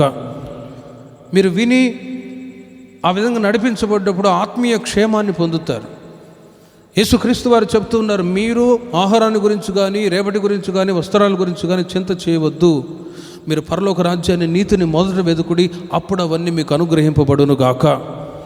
ఈ రాత్రి మీరు ప్రార్థనను వెతికి వచ్చారు, దేవుని యొక్క వాక్యాన్ని వెతికి వింటూ మీరు నడిపించబడుతూ ఉన్నారు. కాబట్టి భౌతికమైన ఆశీర్వాదాలన్నీ మీకు సమృద్ధిగా నా దేవుడు దయచేదురుగాక. క్షేమాభివృద్ధి మీరు మీ సంతతి వాళ్ళు అనుభవించుదురుగాక. అంత మాత్రమే కాదు, వాక్యానుసారంగా జీవిస్తూ నడిపించబడ్డ వాళ్ళు, అక్కడ రాయబడి ఉంది, పరలోక సంపదను కూడా అనుభవిస్తారు. యేసుక్రీస్తు యొక్క అడుగుజాడల్లో నడిపించబడటం ద్వారా ఒకటి క్షేమాభివృద్ధి కలుగుతుంది, రెండవది ఇటర్నల్ లైఫ్, నిత్య రాజ్యాన్ని దేవుడు తన ప్రజలకు అనుగ్రహిస్తారు. యేసుక్రీస్తు వారు అంటారు, నేనే మార్గము, నేనే సత్యము, నేనే జీవమునై ఉన్నాను, నా ద్వారా తప్ప ఎవడు పరలోక రాజ్యములో ప్రవేశించలేరు. అందుకే ఇదిగో క్రైస్తవ్యము అంటే ఇదొక మార్గం, మతం కాదు, మార్గం. ఈ మార్గంలోనికి వచ్చినప్పుడు ఆ వ్యక్తి చెడుతనములో నుండి బయటకు వస్తాడు. ఈ మార్గంలోనికి వచ్చినప్పుడు మంచి జీవితాన్ని జీవించటానికి ఆలోచన కలిగి ఉంటాడు. ఈ మార్గంలోనికి వచ్చినప్పుడు ఏది మంచో ఏది చెడో అవగాహన కలిగి నీతిగా భక్తిగా బ్రతకటానికి ఈ మార్గం సహాయపడునుగాక. ఇలా నీతిగా భక్తిగా నడిపించబడుతున్న వాళ్ళు ఒక రోజున మోక్షానికి, నిత్యరాజ్యానికి చేర్చబడతారు. ఓసారి ఒక రాజు నగర్లో ఒక రాజుగారు ఉండేవాడట. ఆ రాజుగారి దగ్గర ఒక జోకర్ ఉండేవాడు. ఆ జోకరు పని ఏంటంటే ఆ రాజుగారిని, అక్కడ ఉన్న వాళ్ళందరినీ నవ్వించి, కామెంట్ చేసి నవ్వించేవాడు జోకర్గా. ఆ జోకర్ని చూసి ఒకరోజు రాజుగారు అన్నారు, ఇదిగో జోకర్, అందరినీ బలి నవ్విస్తున్నావు, బాగానే ఉంది, నువ్వు చాలా మంచోడివి, జోకర్వి, అయినా కూడా ఒకవైపు నువ్వు మెంట్లోడివి అన్నట్లుగా పరిహాసం చేసి నవ్వి ఆయనకు ఒకసారి ఒక చేతికి కర్ర ఇచ్చాడట. ఇదిగో నీకంటే ఫులిష్, నీకంటే పిచ్చివాడు, నీకంటే జోక్ చేసేవాడు ఎవడైనా ఉంటే ఈ కర్ర, నీకంటే బుద్ధిహీనుడు ఎవరైనా ఉంటే ఈ కర్ర వాడికి ఇచ్చేసేయి అని ఆ జోకర్తో చెప్పి వెళ్ళిపోయాడట రాజుగారు. కొద్ది రోజుల తర్వాత ఆ జోకరు బాధపడి ఇంటికి వెళ్ళిపోయాడు, బాధపడుతూ. ఆ తర్వాత రాజుగారు కొన్ని సంవత్సరాల తర్వాత మంచాన పడి ఉంటే రాజుగారి దగ్గరికి వచ్చాడట ఆ జోకర్.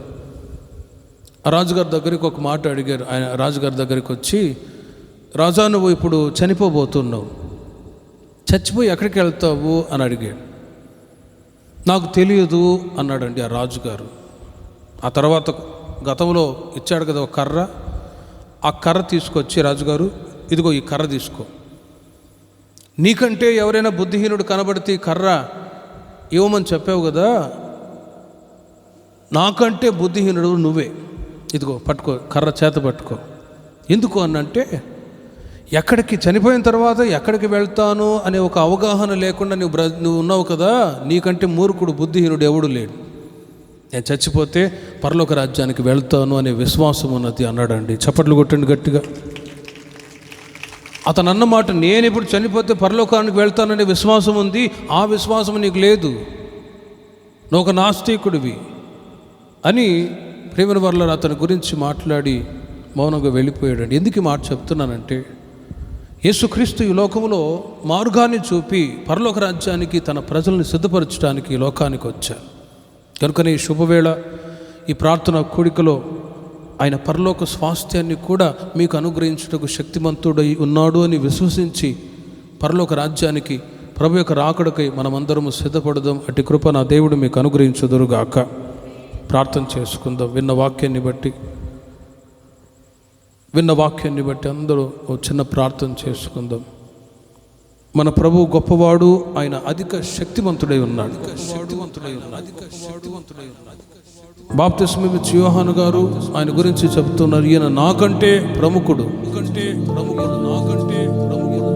శక్తి కలిగినటువంటి దేవుడి రాత్రి మన మధ్యలో సంచరిస్తూ ఉన్నారు. విన్న వాక్యాన్ని ఒకసారి ఆలోచించి అందరూ ప్రార్థన చేసుకుంటారు. ఆయన రక్షించుటకును నశింపచేయుటకును శక్తిమంతుడై ఉన్నాడు.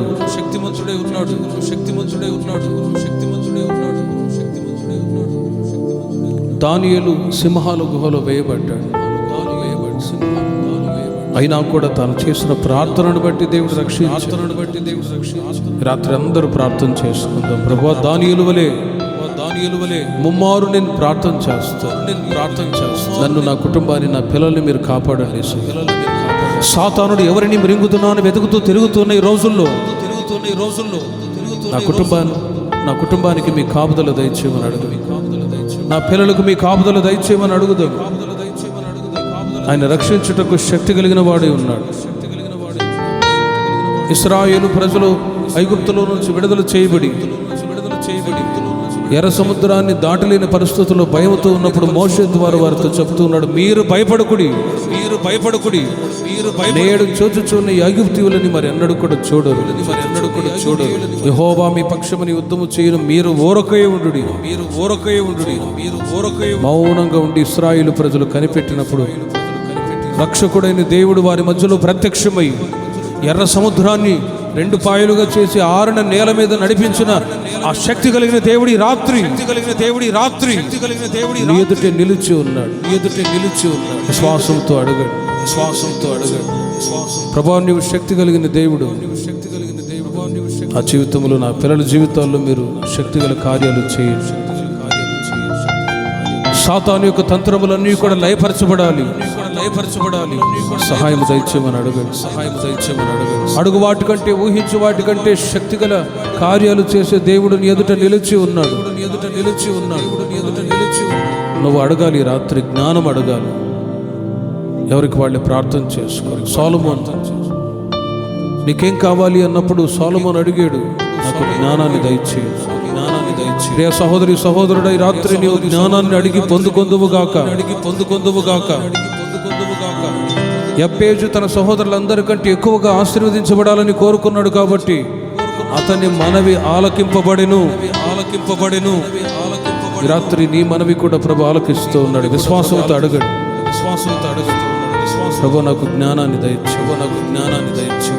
కుటుంబాన్ని ఎలా కట్టుకోవాలో, పిల్లల్ని ఎలా నడిపించాలో, వచ్చే ప్రతి సమస్యను ఎలా ఎదుర్కోవాలో నా జ్ఞానాన్ని దయచేయి.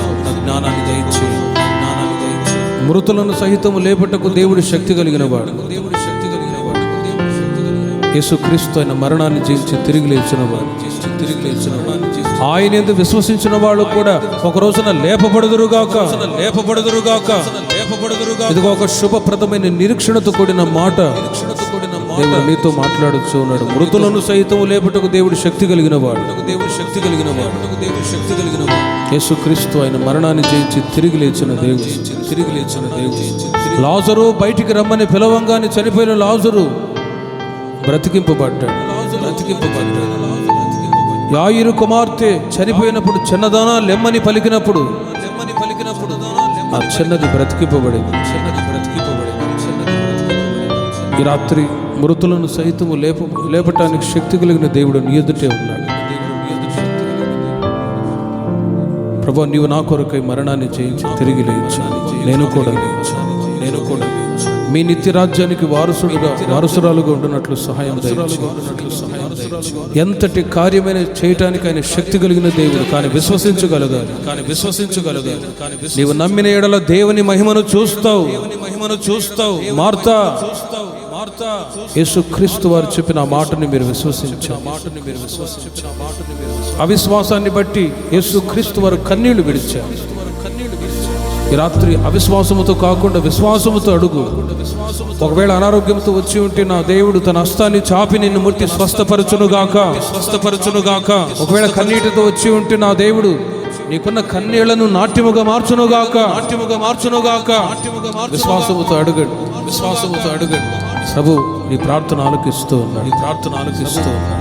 క్షేమాభివృద్ధి చేయుటకు పరలోక సంపద అనుగ్రహించుటకు ఆయన శక్తిమంతుడై ఉన్నాడు. ప్రభు నాకు నా బిడ్డలకు క్షేమాన్ని దయచేయమని అడుగు. పరలోక సంపద నాకు కావాలి ప్రభు. ఒకడు లోకమంతా సంపాదించుకొని తన ప్రాణాన్ని పోగొట్టుకుంటే అతనికి ఏం ప్రయోజనం? ప్రభు ఈ క్షణం కళ్ళు మూసినా కూడా మీ రాజ్యములో నేను ఉండాలి. నీవు మార్గం చూపెట్టడానికి ఈ లోకానికి వచ్చిన దేవుడు నాయనా. నేను విశ్వసిస్తాను. నీ అందు విశ్వాసం ఉంచుతాను. నేను మీ సన్నిధిలో ఉండాలి. కృపదయచేయమని అడుగు. శరీరారెవ్వరు నా ప్రియుడైన యేసయ్యకు. శరీరారెవ్వరు నా ప్రియుడైన యేసయ్యకు. సర్వము నెరిగిన సర్వేశ్వరునికి, సరిహద్దులు లేని పరిశుద్ధునికి. సర్వము నెరిగిన సర్వేశ్వరునికి, సరిహద్దులు లేని పరిశుద్ధునికి. శరీరారెవ్వరు నా ప్రియుడైన యేసయ్యకు. శరీరారెవ్వరు నా ప్రియుడైన యేసయ్యకు. నమ్మదగిన వాడే, నలు దిశలా నెమ్మది కలుగా చేయువాడే. నమ్మదగిన వాడే, నలు దిశలా నెమ్మది కలుగా చేయువాడే. నా చీరు వ్రతము జీవితమంతా అనుసరించిన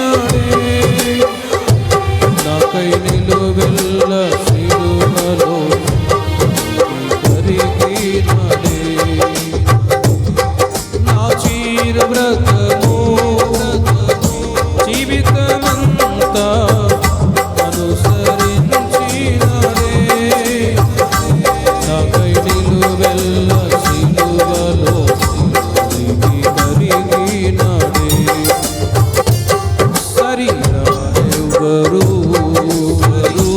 నా ప్రియుడైన యేసయ్యకు సర్వము నెరిగిన సర్వేశ్వరునికి సరిహద్దులు లేని పరిశుద్ధునికి సర్వము నెరిగిన సర్వేశ్వరునికి సరిహద్దులు లేని పరిశుద్ధునికి సరిరారెవ్వరు నా ప్రియుడైన యేసయ్యకు